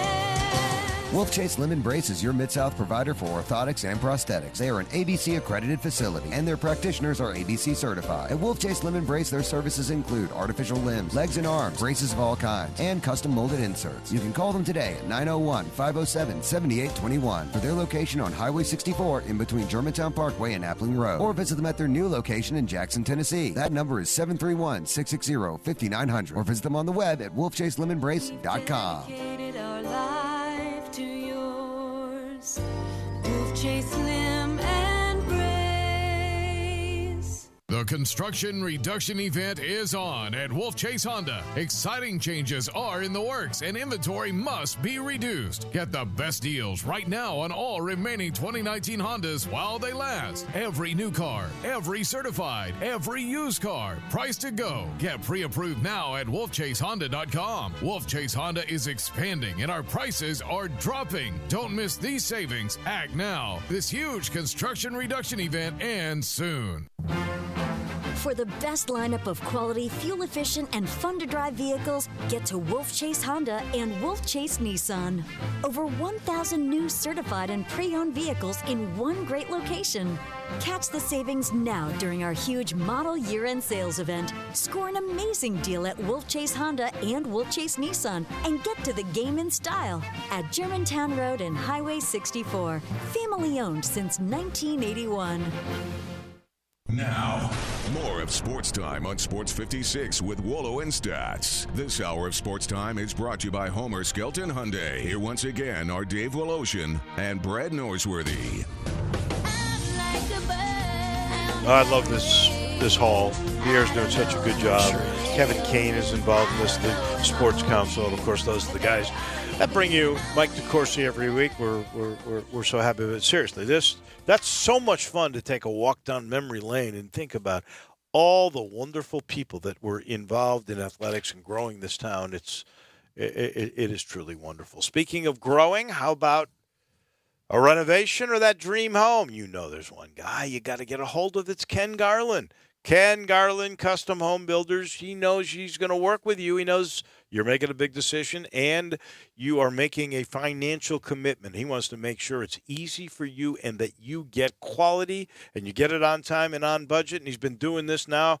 I think they're about to start their third generation in the home building business. He just does it right. Nothing's finished until everything's perfect. That's the way Ken is. And he's got a new development. You know, he'll renovate what you've got, or if you've got a piece of land you're not sure what to do with, he knows. But if you're looking for a new development, Alaylon is a gated community by Boyle. It's right on Messick Road, east of Kirby, all the way to McVeigh. 4-bedroom homes starting at $875,000, and trust me, they are state-of-the-art. If that's what you are looking for, or anything in that neighborhood, 751-1632. That's my guy, Ken Garland. Ken Garland Custom Home Builders. One of the big stories today, Drew Brees has decided to come back to the Saints, year 20 in the National Football League. That is great news. And what does Teddy Bridgewater do? Would you take him as the Bears quarterback? Ooh, I'd think about it. Out with Mitch Mitchell, in with Ted Bridgewater? First of all, he's already turning on Mitch Mitchell. No, I'm not. Show some respect. It's Mitch Trubisky, or really for you, Mr. Trubisky. No, it's not. Ted Bridgewater's won in that division with the Vikings. Teddy is. He's been good. He's not really quite lived up to the billing. He had that injury. I don't know if he's ever really been quite the same. He was 5-0 last year. He was. The Saints needed every one of those. Yeah, they did. And then they lost with the guy who's coming back. There's somebody else. Oh, I know. They could make Hill their tight end. Taysom Hill. Their slash guy. Yeah. They could absolutely. Is he ever down quarterback? Make him the quarterback. Well, they're thinking he's going to be. I think Sean Payton is thinking. Well, let's ask Bo Marchand, because he's next from collegetopro.com. He's next, and hour number 3 is just around the corner. Sportstime on Sports 56 with Wolo and Stats.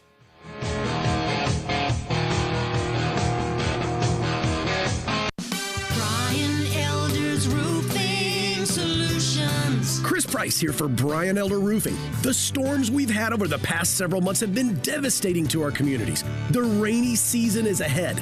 You may have not even noticed the dripping in your attic, water stains throughout your home, or even worse, mold and mildew. Please call Brian Elder Roofing and we will send out our project managers to assess any damage. We will not try to sell you a roof if all you need is a repair. We will measure your roof from outer space. 0% for 60 months, even no payments till 2022 are available with approved credit.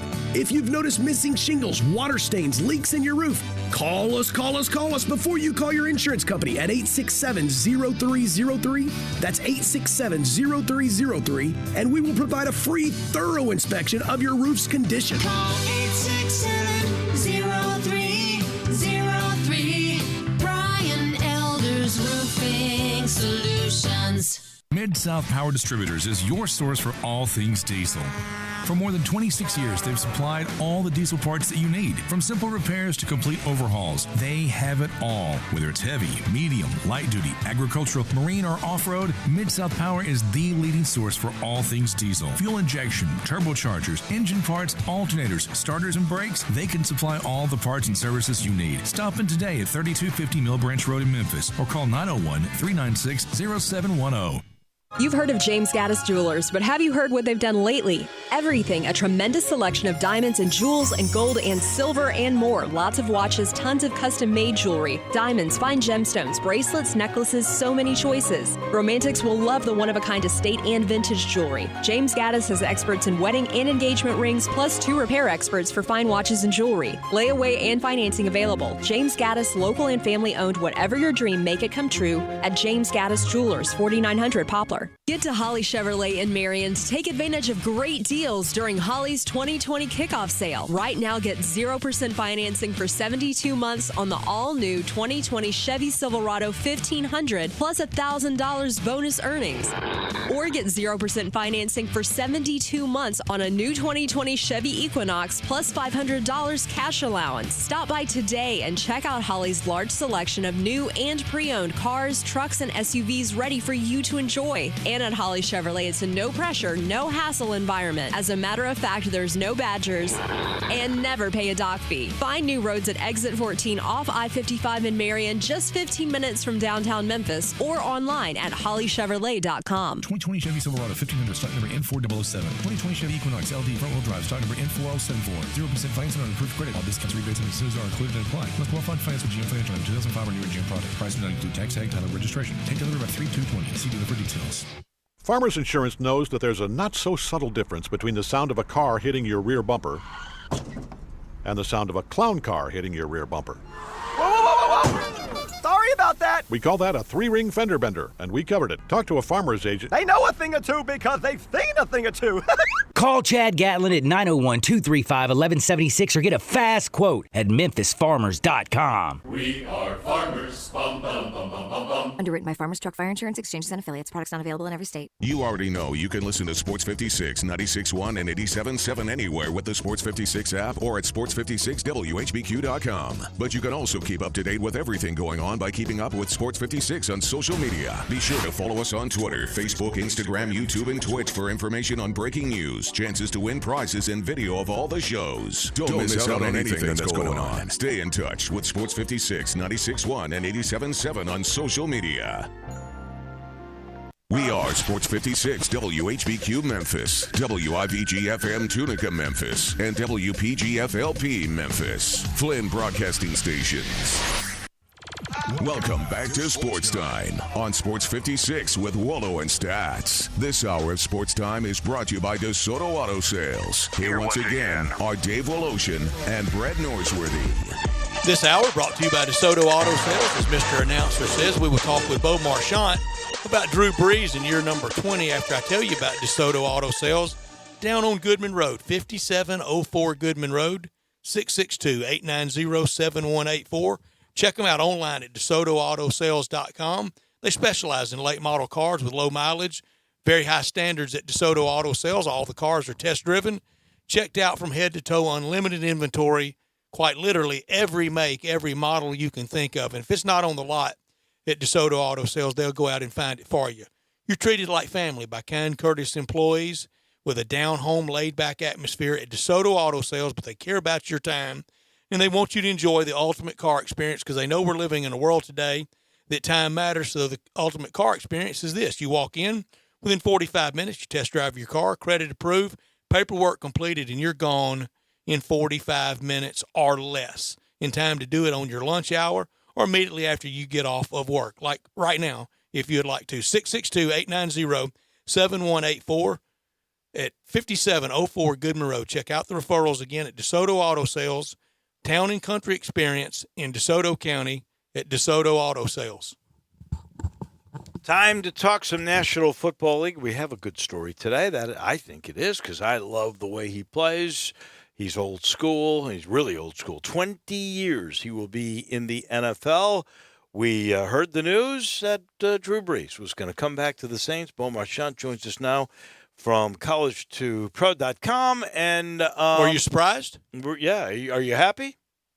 Yeah, I'm definitely happy. I mean, anyone that doesn't want to see Drew Brees, and the only people who probably weren't happy is if you play in the NFC South and you got to play the Saints twice a year.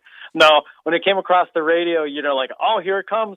And I heard it, and I'm like, don't retire. And he said he plans on coming back for another year. So yeah, I have no issues, no qualms about it. Like I said, he's Drew Brees. You told us last week you feel certain Ben Roethlisberger will be back. We're a little bit questionable about Phillip Rivers. Are we certain that retirement is not an option for TB12? I would be shocked. I mean, he said he wants to play 2 more years or until he's 45. So I don't see him backpedaling on that idea. I think he wants to. He's so goal oriented, and I think if you put that kind of, I believe he meant it when he said it. So if that was his mindset, saying, hey, you know what, I want to play till I'm 45, I just think that's what Tom Brady wants to do. And who knows, when we get there, he might want to go farther. But Brees is going to stay. I still think we're getting spoiled. Eli, he retired. Maybe hung on a little longer than he should have. Even Ben. Ben played a quarter and a game and a half last year. Did not look effective at all. I don't know if he put up any offensive points while he was the starting quarterback, for the Steelers. So. You just wonder, everybody's different. And I think we're spoiled, especially with, I know Brees missed time, but you can't argue his play. 27 touchdowns, 10 or 11 games. He had one more touchdown pass than Aaron Rodgers had. We are spoiled. We're spoiled with all this quarterback play, and it's really been forever. And guess what? It'll last forever. There's always going to be the next guy. Pat Mahomes is one. Lamar Jackson's one. There are many others. Sean Watson is one. Tua could be one. Yeah, what's funny is, we've all been doing this show so long, and I just remember, when Manning and Peyton were just going to AFC championships every other year and facing off, or they were in the playoffs facing off, and you just, even then they were, in their mid 30s, 30, you're like, how long can this last? And it lasted a pretty long time, and Brady still was in the mix. Right there at the end, and it's, we're seeing the changing of the guard, but this particular group, Phillip Rivers and Roethlisberger. I mean, Manning's retired. Both Mannings have retired, but you still have Brady, and Breeze is returning. It's a special draft, or should I say draft class, but it's just a special class in terms of how these guys have all played so long together. And Phillip Rivers is going to come back. I mean, if we're going to count that class, he's certainly within that group. So it's fun. I'm glad they're all coming back. I'm with you. I think Brady comes back. I'm not sure he comes back, though, to New England. And I don't know what happens if that is If we thought the case. Favre leaving the Packers was big, this will be one of the bigger stories of the year. Nothing's going to top Kobe's passing. Nothing. You're right. But we've seen this before. Nobody ever would have thought Joe Montana would leave the San Francisco 49ers. Well, Peyton leave Indianapolis. Exactly. Yeah. No one sees this stuff coming, and it does. So I kind of think it would be neat. I think Tom Brady thinks this way. We've always had this dilemma. Who's really the guy? Is it Brady or is it Belichick? But which one do you think wants to singularly exist without the other one the most? Does Brady want to be shed of Belichick, or Belichick more done with Brady? Or are we just doing February 18th radio talk? Yeah, we're doing February 18th radio talk. You know what I mean? They might have a little bit of that, but I mean, I would think Belichick, since he's the head coach, I mean, he's had to fill, 11 defensive players. He's had to fill 10 other offensive players while Brady was there. So, I mean, there's so many integral pieces that Belichick had to pay credence to make the Patriots who they are and what they are. I mean, Brady had to direct the offense, but everything else falls under the umbrella of Bill Belichick. So, I think if Brady went 1-1 without Belichick, it would be, I would still say this is Belichick's thing. I mean, he's the Kobe coach. liked winning it without Shaq. Yeah, be Kobe, but to me, I don't think there's that animosity between them. I mean, it might be something where you maybe want to tease each other one day, saying, "Hey, I got one without you," But I mean, they coexisted, and who knows? They could continue. I don't think they do. I do think Brady will sign elsewhere when free agency begins. But then again, I mean, Kraft seems enamored with having Brady. Basically, calls him a son that's not blood. So. It'll be a tricky thing, but again, I think at the end of the day, Belichick is about the Patriots and what's the best move. If he thinks Brady is the best option for them to win, then he may try to retain Brady. If he thinks there's another avenue they can go and have success, then I think Belichick goes. And we've seen it. No other coach has been like Belichick. When he thinks you're not the quintessential piece to help him win, you're out. To help the Patriots you're out. And we've Dan Copen, Lawyer Malloy, Willie Richard Seymour, Vince Wilfork. I mean, all these guys. I mean, the laundry list of names. So, I mean, that's what I'm. So we'll know. Let's put it this way: if Belichick thinks that that's his best option, and Brady comes back, at least in my opinion, then we'll know. If he moves on, I just think Belichick figured, hey, you know what? This is another opportunity to go in another direction. Well, he's a winner. He's done it. He's a winner. He's done it every position too, pretty much. Where when he thinks your time is up, doesn't matter where you are. That's right, Dave. He has, but offense, here's defense, one line, and Robert Kraft has given him the parameters to do whatever he wants to, which is a smart thing to do. But I don't know that he would give Belichick the parameters with Brady because, as you just said, he's like a son from other blood. And the one time that I think Brady and Belichick got sideways, Kraft said to Belichick, we're sending Garoppolo out of here. And I think that was not what Belichick wanted, but that is what Brady wanted. And I do think there was a little bit of friction that was set up with that. Let me skip to the Breeze thing again and ask you about Teddy Bridgewater, who's also a free agent. Does he have life? And what happens there? Is he going to sign up for more years behind Drew Brees, or is he going to try to go somewhere to play? I think this particular instance, I would say Bridgewater may test free agency more so than he did last year. The thing I think it helps Teddy going into this offseason is, he was 5-0 as a starter for the Saints past year. So, did he have cuckoo, Guga numbers?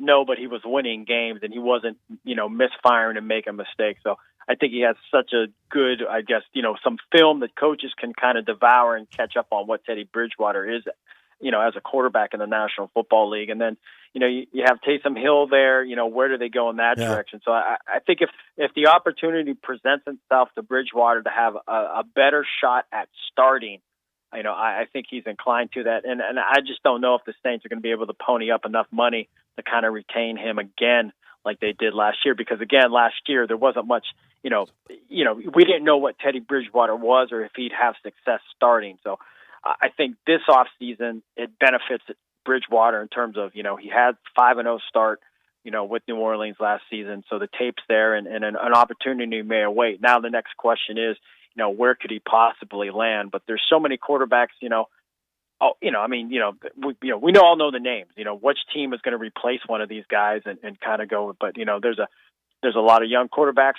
obviously coming through the draft. Some of these teams still might want a veteran piece just to kind of cater to these guys to see if they develop. But, you look at Washington, Dwayne Haskins is not ready. I don't think he's going to be ready long-term either. So, Alex Smith is out. There's a Teddy Bridgewater fit there. So can he fit with Los Angeles Chargers as they transition, even if they take a Justin Herbert or a Tua Tagovailoa?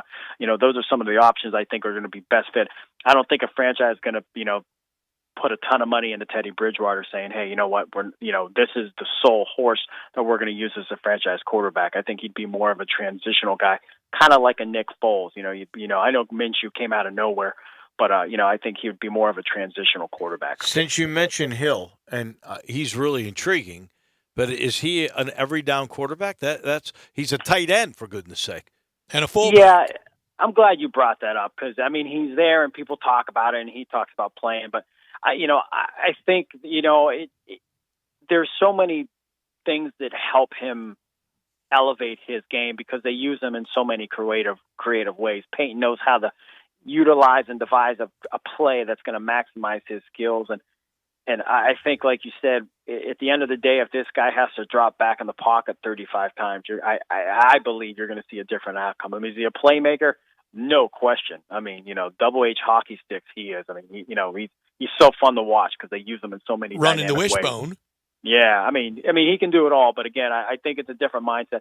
I kind of think back to I don't know if it was Priest Holmes when he was with the Ravens, Jamal Lewis. But whoever they would run Jamal on first and second down. Jamal Lewis, he'd pick up 1 yard and then third down. You didn't know what they were going to do with the other guy, and he'd pick up 6 yards just because the element of surprise was there. You didn't know were they going to run the ball, but Jamal was just going to run the ball. I think the same thing with Taysom Hill. You just don't know what he's going to do or where he's going to come from. And I think if you just put him in the pocket, I think a different scenario. So long term, I don't know, but I would be skeptical there as well. But I would be excited if I was a team to be able to bring a guy like Teddy Bridgewater, and I think he'd be a good, safe option. Almost like a Jacoby Brissett where, he's not going to play bad. He's maybe not the guy that you desired in terms of all the other big names that we can mention out there. But at the end of the day, I think you're going to quality quarterback play. And John Gruden, I missed. I said he would never make the move to Vegas. He's making the move, but he's making the move after 11-21 in the 2 years back in the Bay Area. He needs to change the scenery. Yeah, he had, from the get-go, they changed so much. The Raiders were a team on the up and coming. They looked poised to kind of make some noise. There was a few years there where they looked as the team, the up and coming team in the AFC that was going to kind of make some noise with Amari Cooper and Khalil Mack and Derek Carr, this young nucleus. Yeah, these guys were there, and then it just imploded. They got rid of Mack, they get rid of Cooper, and they just kind of clean slate. They got rid of, the McKenzie brothers, and I thought they did a fabulous job of bringing in the talent. But, it's what they wanted to do, and he's the maestro of what they're going to do for the Las Vegas Raiders. First time I've ever said that publicly, by the way. And, we'll go from there. But, they have the pieces. As bad as I thought they were on paper last year, I thought they still exceeded expectations. The plan was to have Antonio Brown be a big focal point of that offense, and without him and that type of playmaking skill, they were kind of left for nothing. The Bears were a little, the cupboards were a little bare. Darren Waller, fabulous, story of him coming, and I think had a 1,000-yard season at the tight end position for them. So, but again, rumors that they want Brady.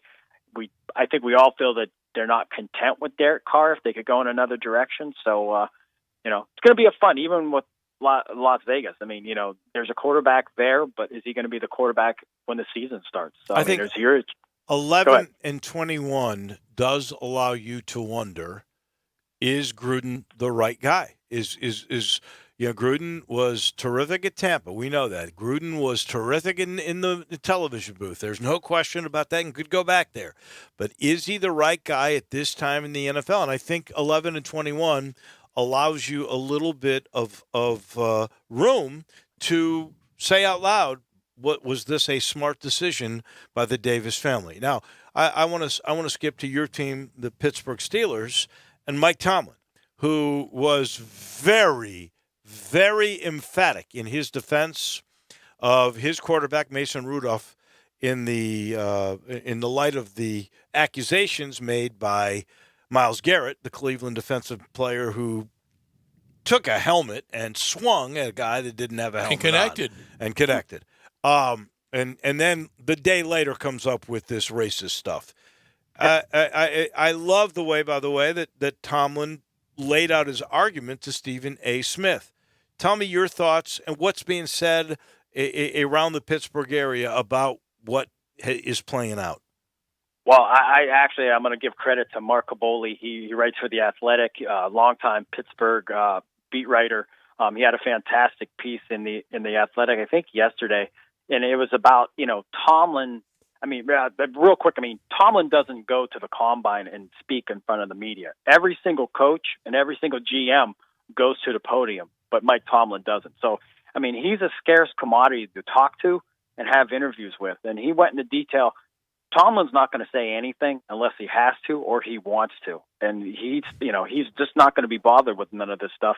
So when he came out and basically put his name on a paper saying, listen, I didn't hear it. I was there, and I'm gonna back Mason Rudolph. I just thought that really, exemplified the on the side of Rudolph that nothing was said, or at least nothing was heard in terms of this racial thing. And I know Dorsey came out and he said it was brought up after the game. But if that was the case, there was plenty of time for the Browns to defend him and say they heard it even before Garrett came out with the claim that that's what was said. But even then, words are words. I'm sure there's a lot of bad things said on the field, but even that, there's still a case where you have to have self-restraint.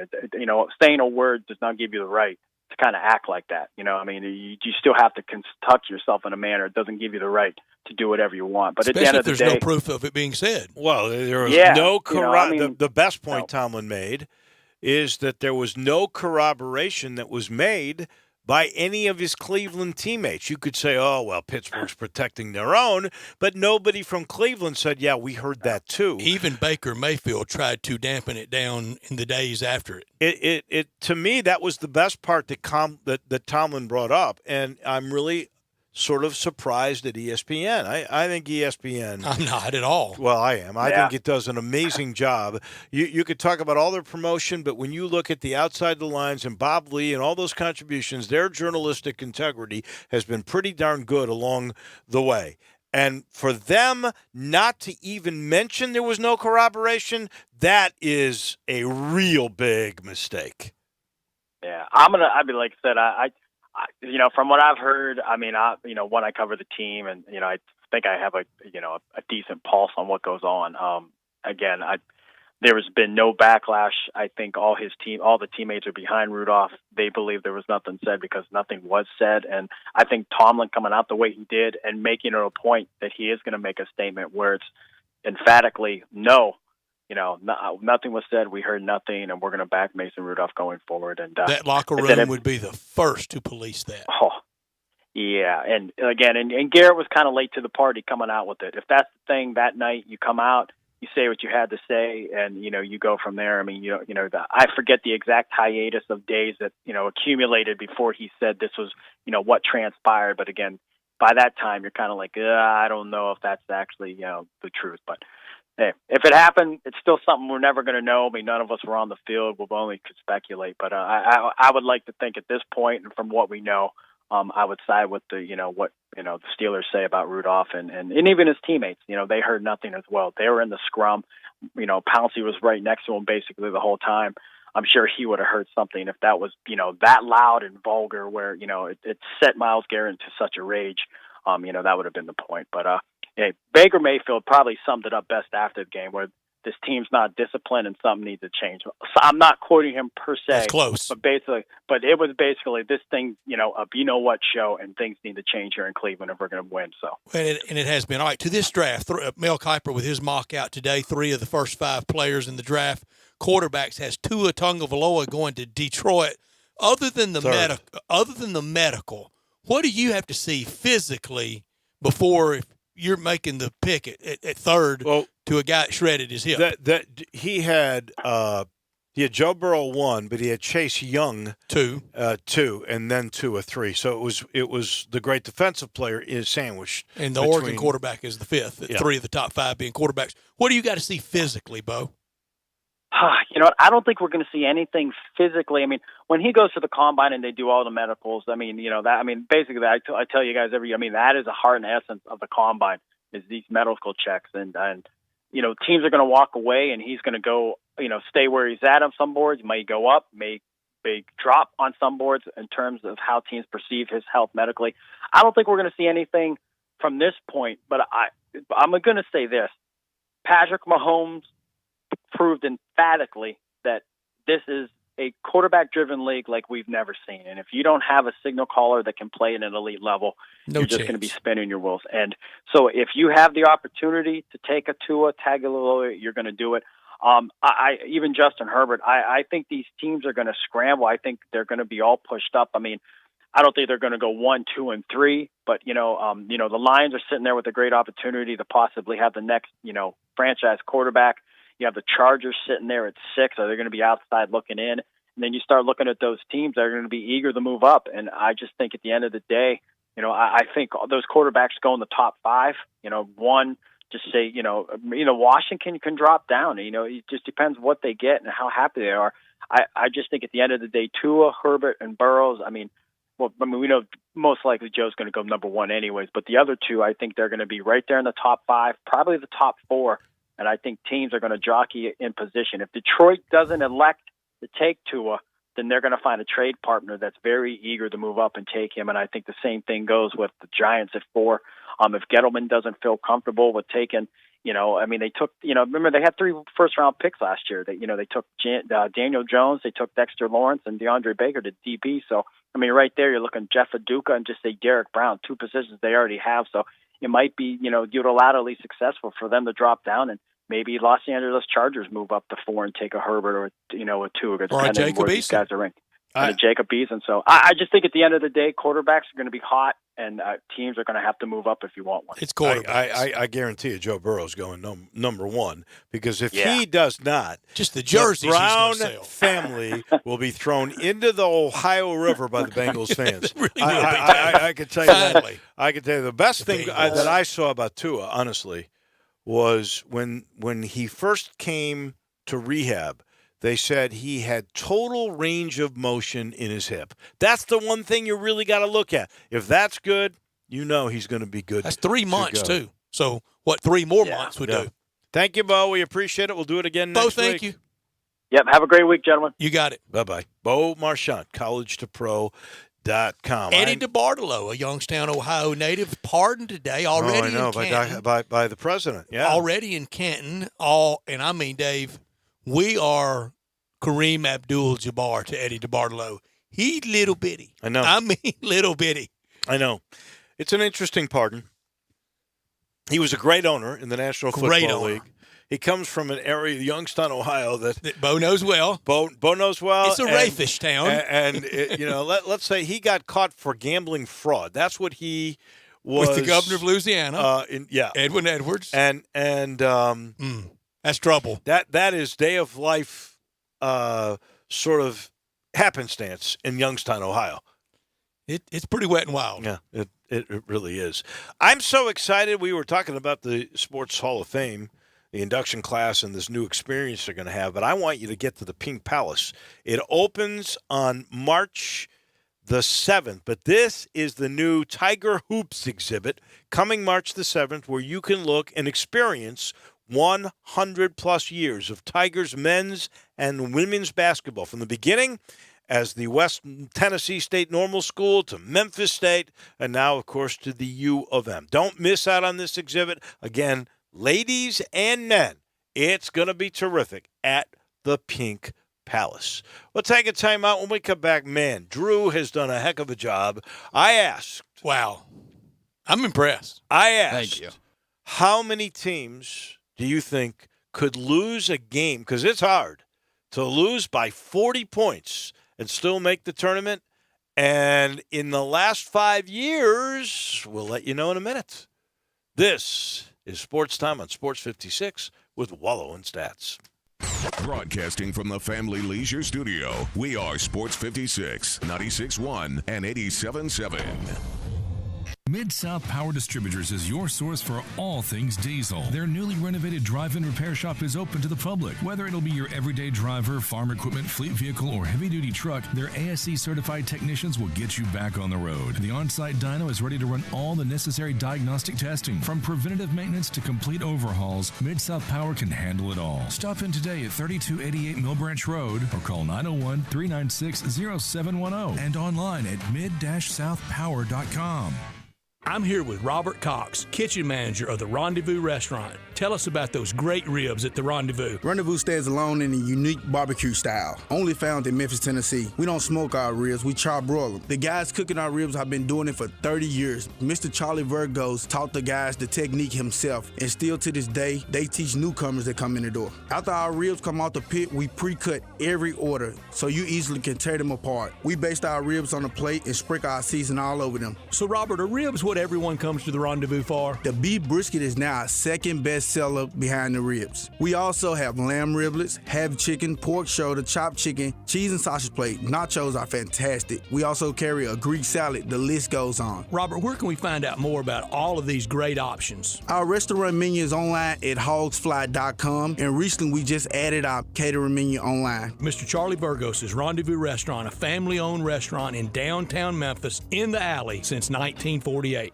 The construction reduction event is on at Wolf Chase Honda. Exciting changes are in the works and inventory must be reduced. Get the best deals right now on all remaining 2019 Hondas while they last. Every new car, every certified, every used car, price to go. Get pre-approved now at wolfchasehonda.com. Wolf Chase Honda is expanding and our prices are dropping. Don't miss these savings. Act now. This huge construction reduction event ends soon. For the best lineup of quality, fuel-efficient, and fun-to-drive vehicles, get to Wolf Chase Honda and Wolf Chase Nissan.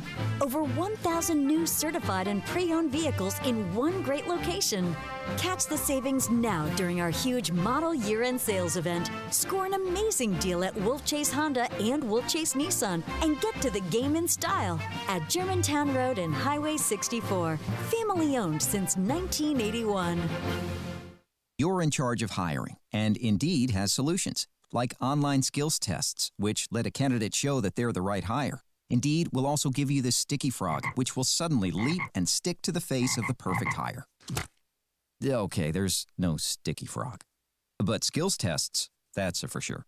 See why independent research by Silk Road shows Indeed delivers 3 times more hires than any other job site. Visit Indeed.com/promo today and get a free sponsored job upgrade on your first posting. Terms, conditions, and exclusions apply. It's game on at the new Moneyline Book Bar and Grill inside the Gold Strike Casino Resort. Now you can bet on all of your favorite sports and watch the games on 60 HD TVs while you lounge in plush seating and enjoy craft beers, signature cocktails, and great food.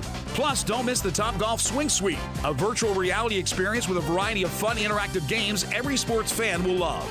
Visit the Moneyline Bar, Book, and Grill at Gold Strike Casino Resort for Monday Night Football happy hour specials. Or anytime you want a piece of the best sports action in Mississippi. Got something you want to get off your chest? You better have a backup plan. Want to join the conversation? Someone needs to tell him he has to grow up. Join us on the First Bank phone lines at 360-8255 or the First Bank text line at 67129. Welcome back to Sports Time on Sports 56 with Wolo and Stats. This hour of Sports Time is brought to you by DeSoto Auto Sales. Here once again are Dave Woloshin and Brett Norsworthy. Drew has come through in a big way.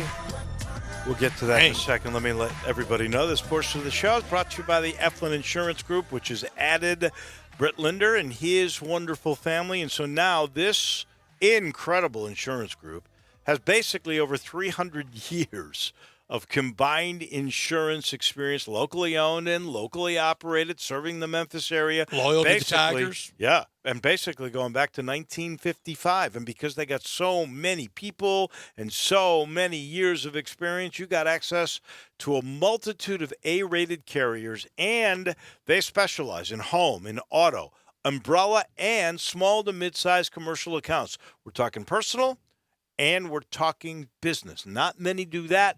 They are able to combine it. They are a service-first agency. Literally, they'll treat you like you are family.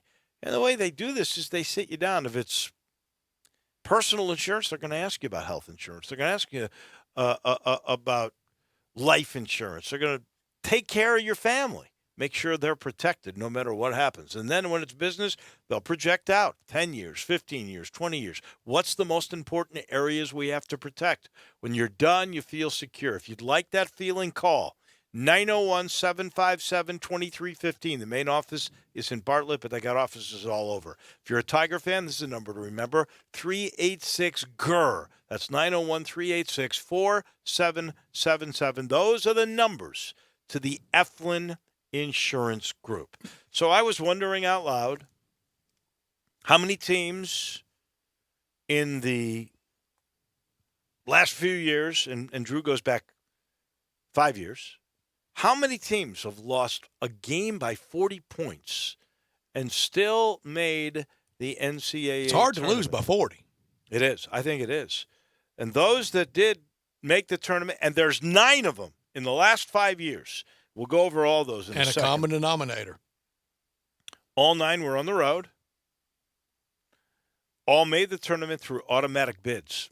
And so that tells you and look at the seed numbers of Fort Worth. I was going to go. The highest seed I saw was 11.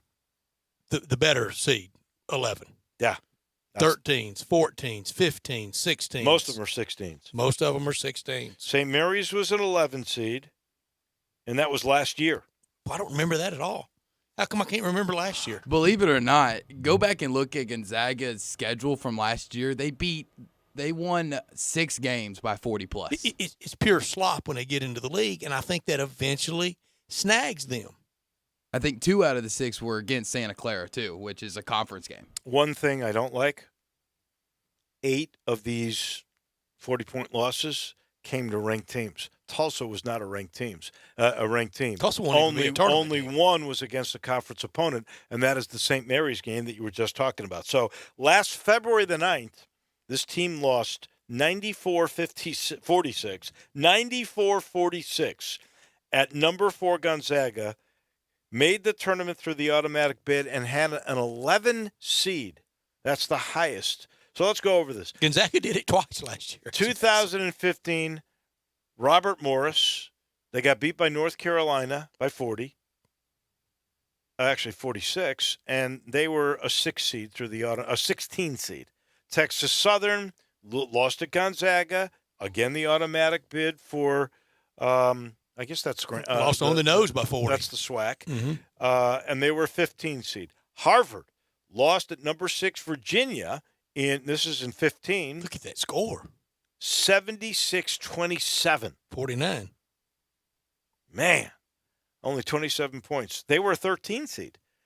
Those are the 3 in that 1 year. Now, remember, we're not going back past 15, so there's probably more examples of this. Then in 16, Stephen F. Austin waxed by Baylor, 42, and made it through the automatic bid, 14 seed. Hampton, that's a MEAC team, I'm pretty sure. So we've had a SWAC and a MEAC now. They lost to Colorado. And an Ivy. 95-53, and got the automatic bid. They were 16. In 17, there were no teams like that. In 18, Cal Fullerton lost at number 10 USC by 42. That was double like Memphis, 84-42. They got the automatic bid. They were a 15. Texas Southern, again, that's twice that's happened to them. They lost big 114. Well, they living right come tournament, automatic bid time, aren't and they? And they got a 16. North Dakota State lost by 40 at Gonzaga. What's that? 3 of these teams in the last 5 years did it.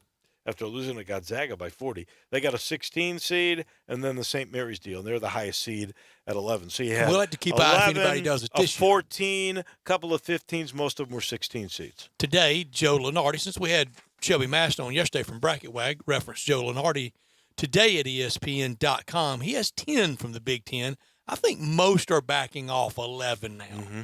Minnesota's kind of played themselves completely. I think Michigan State should play themselves out. If they keep losing games. At what point do they, though? Can they? I mean, Dave, the reference, and I have it for Tom Izzo.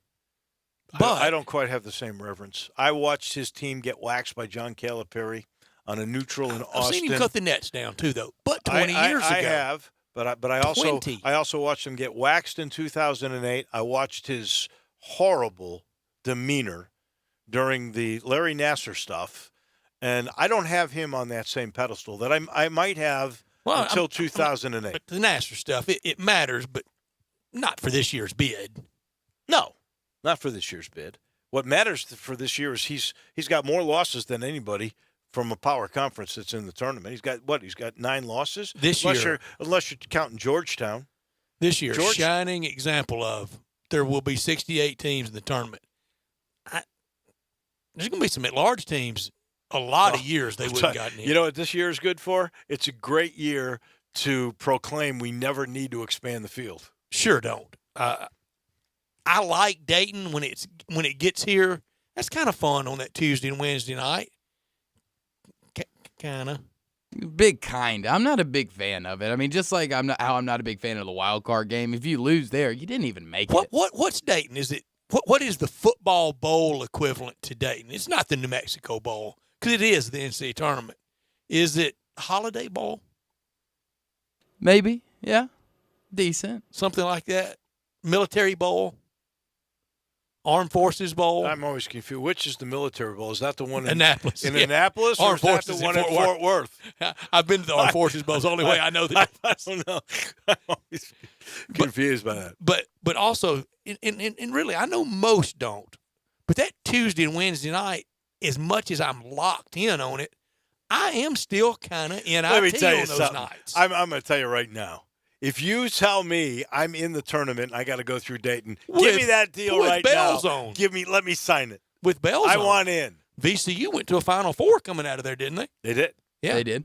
And they're the only ones. I know a night old. But I know a night Ole Miss was in it. There's been like 5 Sweet 16 That's teams it. to make it. I was wondering if it was 5. I knew it was a decent amount.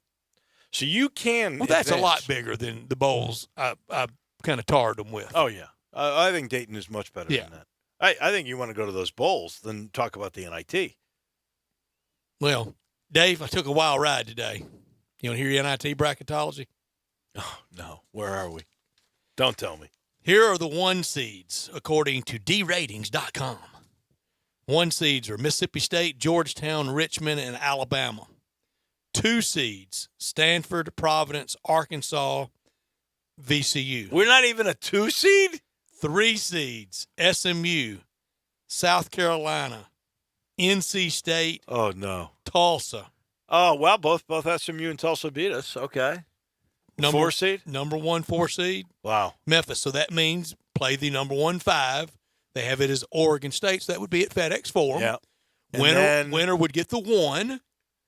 Which would be? Mississippi State, I guess. All right. That'd be in Starkville. Yeah. Then if you win play that. golf. I will. I know George Bryan, we're on our way. I know. I'd go with you. But NIT bracketology. Didn't think I was doing that 2 years in a row. Well, the one lesson I think that we really learned here from Drew today is you can overcome the 40-point deficit. You can make the tournament.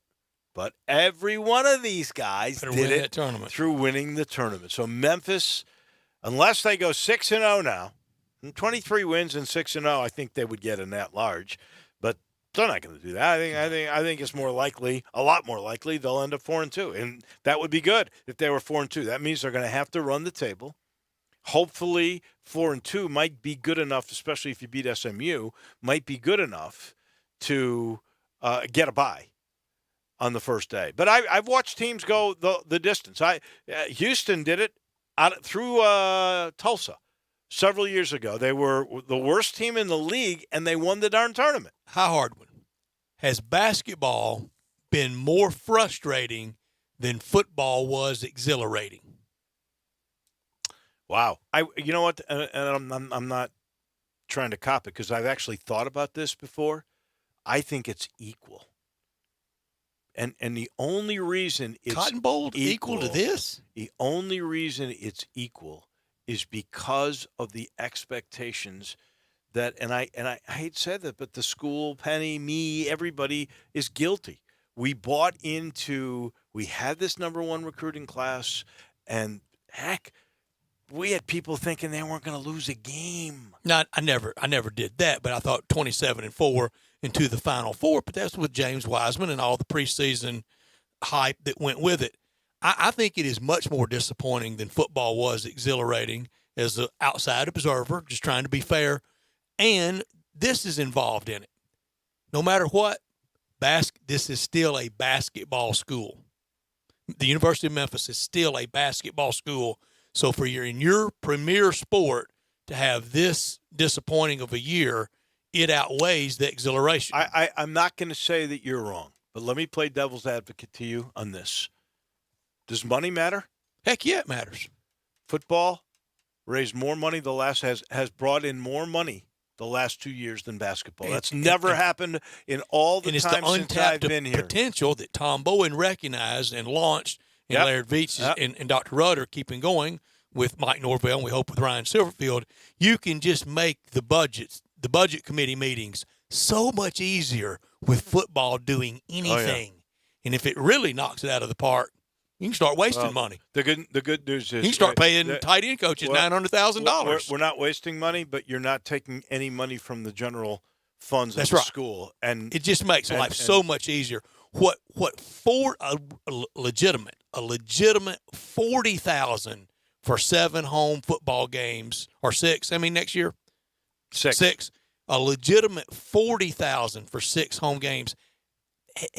$10 a ticket. How easier that makes life. Well, you got. It's got to be a little higher than 6, but that would help, no doubt about it. I'm going to get one in here on the First Bank phone line at 360-8255 before we take our final timeout. Joe, it's your turn. Welcome to Joe. Sports Time. Hey guys, with the Tigers basketball and all that, you beat UConn, you beat Cincinnati. Suddenly, you've added 2 quadruple wins. You're easily on the right side, at least until the bubble shrinks. Where the bubble is now is as good as it could possibly be. It shrinks when bids are stolen in March. But as far as just big picture, some people actually criticizing Penny. Let's just take a case study of Dayton, number 5 in the country. Awesome. Obi Toppin might be the player of the year. If you take away Obi Toppin and their third leading scorer, how would we make the tournament with Anthony Grant? That's what's happening tonight. Take away the number 1 player, DJ Jeffries. Yeah, you're breaking up, but your point is well taken. I'm with you, Joe. But you said if a lot. If you took those 2 key players, and the second kid is the kid from Memphis. What is his name? Fletcher. Mm-hmm. You take those 2 kids off, I agree. They're not going to win. But we're at the point of the year. It's too late now to even say that stuff. Really, the if games are over. Yeah, right. We played almost the entire year. And frankly, they played the last 3 games with really the last 4 games without DJ Jeffries, and they should have won all 4. Now, in my estimation. Joe, in fairness, you were breaking up. It's hard for us to hear you, but also he did preface it with the undue criticism of Coach Hardaway is unwarranted. Well, it's inevitable. I mean, that just happens. The buck falls with the coach. Doesn't make it fair. It's not right, but it's certainly nothing new. This is sports. This is what we've been living through forever. If previous coaches at the University of Memphis had the latitude that they had, then Anthony Hardaway sure should get some latitude. Well, in fairness, in all the I shouldn't say that because I have heard a couple people say he should go. But most people who are being negative now are certainly giving Penny the benefit of the doubt that he'll grow into the job or whatever. Anybody serious saying he should go? We had a guy who called on the post-game show. I mean, come on. That's fan frustration. I did hear that call, and I did Jeff and Matt did a great job. They sure did. Yeah, they did. They sure did. They really did. And that's fan frustration. I don't want to crush that guy either. I mean, he was wrong, but I don't want to crush him. I'll crush him. Okay. We'll take this time out on that note. The Crusher. You know, I grew up with a wrestler named Now, the look, Crusher. we've all There done was dumb the things in the Bruiser name of and fan. the Crusher. I mean, he threw Mitch Mitchell overboard last September. And the Cubs. Let's not And forget the about that. Cubs. You know, there was a great, what was his name? It wasn't Mitch Mitchell. Something like that, though. There was a Conductor? a band leader, a conductor, yeah. You got me on the conducting. Yeah, well, it was a big TV star in the early 60s. Who was the wrestler? Was the Crusher? The Crusher. Oh, man. There was Dick the Bruiser, and the Crusher was his nemesis. Dick the Bruiser along was everywhere. with Moose Chellick. Did you know Moose Chellick? No. Moose I Chellick didn't and the know Crusher. Moose. Oh, yeah. Oh, yeah. Dick the Bruiser was in every market. Dick the Bruiser was a big star. Cowboy Bill White was in every market too. Was it Cowboy Bill White? I don't know that one. So he wasn't at every market. He would be a good guy on Little Rock Wrestling, and what do the kids call him And then now? he plays the heel. Bad guy. We called him bad guy here. He's the heel. We take this time out. Back with Crunch Time and a whole lot more. Coming your way in a minute. On Sports Time on Sports 56 with Wolo and Stats. Sports 56 mornings with Peter Edmiston and CJ Hurts. Weekdays from 7 to 10. Only on Sports 56, 96.1 and 87.7 FM. It's February. Hi, this is John Conway with Conway Services. Are you considering replacing your air conditioning system this spring? Conway Services and Carrier have teamed up to make now the perfect time to replace that old energy-guzzling system. February is one of our slowest months of the year. Our warehouse is full and our crews are slow. So to spark business during these slow winter months, Conway Services is giving away Carrier 80% gas furnaces absolutely free with the purchase of a standard Carrier air conditioning system. That's right, purchase a Carrier air conditioning system in the month of February and get the gas furnace for free. If that's not enough, we'll include an April air cleaner, a 10-year parts warranty, and a free Nest thermostat. Plus 12 months interest-free. See why I call it February? And you know with Conway Services, you'll be receiving our award-winning service every time. So call Conway Services, the Mid-South's premier heating, cooling, plumbing, and electric service company, and the first 30 callers with a 10-year-old heating and air conditioning system will come out and inspect it absolutely free. Call 384-3511. Conway Services. Call Conway today.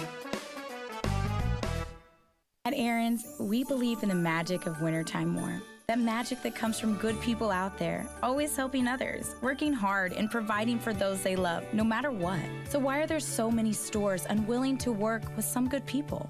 Just because your credit isn't the best doesn't mean your TV or refrigerator can't be. That's why at Aaron's, we work with you. So you can get flexible lease-to-own plans that fit your budget. Because good people always deserve better. Aaron's. Easy, beautiful, affordable.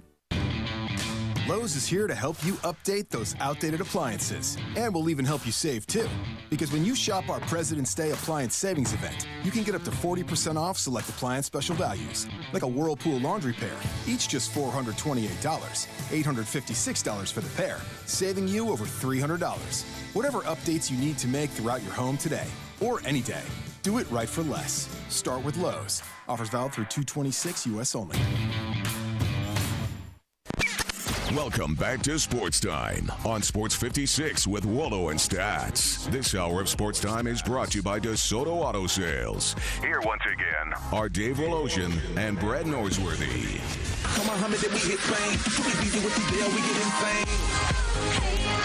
Final portion of our Tuesday. Looking forward to Tiger basketball tomorrow. Memphis and East Carolina. We're going to go and schmooze a little bit with Carter Blackburn and with Coach Gillen. I'm looking forward to that coming up in a little bit. In the meantime, I'll let you know this final portion of the show brought to you by the good folks at Genesis of Olive Branch. That's the home of the best car they make. It's got a 10-year, 100,000-mile limited powertrain warranty, but it's really about all the gadgets, about all the ride, about the acceleration, about everything that could be plush, luxurious. That's what you get with this car. And it's really thousands less than some of those other cars that are also in the same class.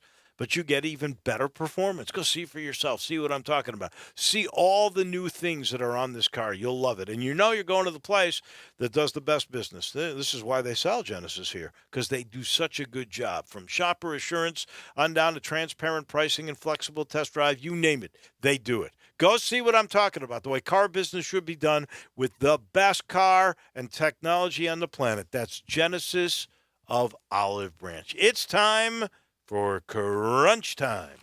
Go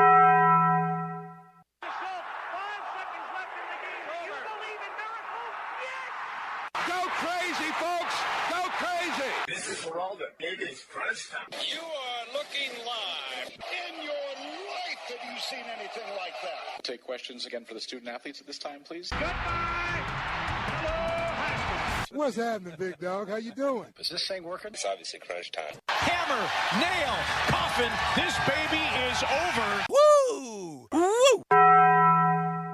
Time for Taco Bell Crunch Time. Taco Bell, home of the crispy tortilla chips, topped with a double portion of either seasoned beef or shredded chicken, plus refried beans, nacho cheese sauce, reduced fat sour cream, guacamole, and a 3-cheese blend.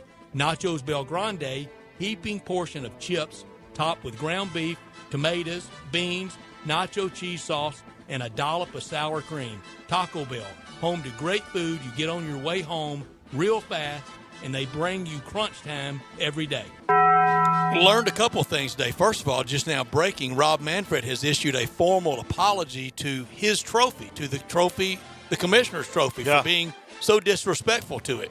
Way to go, Bobby Manfred. I actually saw ESPN cut in live with that. I wasn't sure what it was. Did he get down on a knee to the trophy? He did not do that, but he looked very serious, and I don't know if it was a forgiving look, but it looked like a deer in headlights kind of look. Manfred Mann's Earth Band. Name their hits. Can you? Tell me the first one, and I'll get the second. Revved up like a deuce. In the middle of the night, guided. I didn't think they were saying revved up like a deuce when I was 14 years old. It's about a car. To it. Yeah. I know. Manfred Mann's Earth Band. Also, back-to-back, speaking of cars, for Denny Hamlin in the FedEx car, 3 and 5 years, only the king, Richard Petty, to ever do that. Photo finish that, unlike the Kentucky Derby, it wasn't overruled by the judges. Hope that doesn't trigger all 9 racing snobs in our listening audience. Still terrible what was done to maximum security.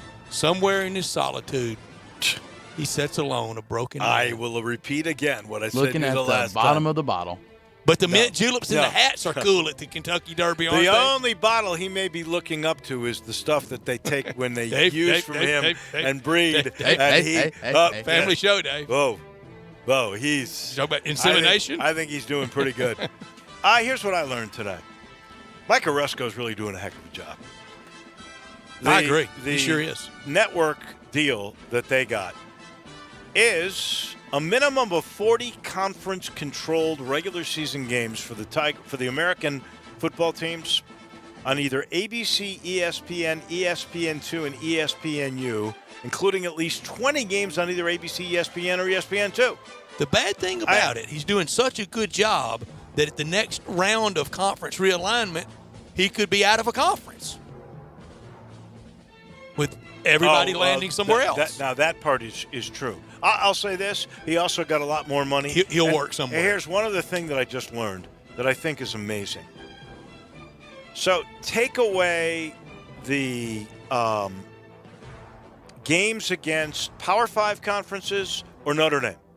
What do you think the record, the American went against all the other opponents? So that's the MAC, that's Sun Belt, that's last year, Mountain West, last year.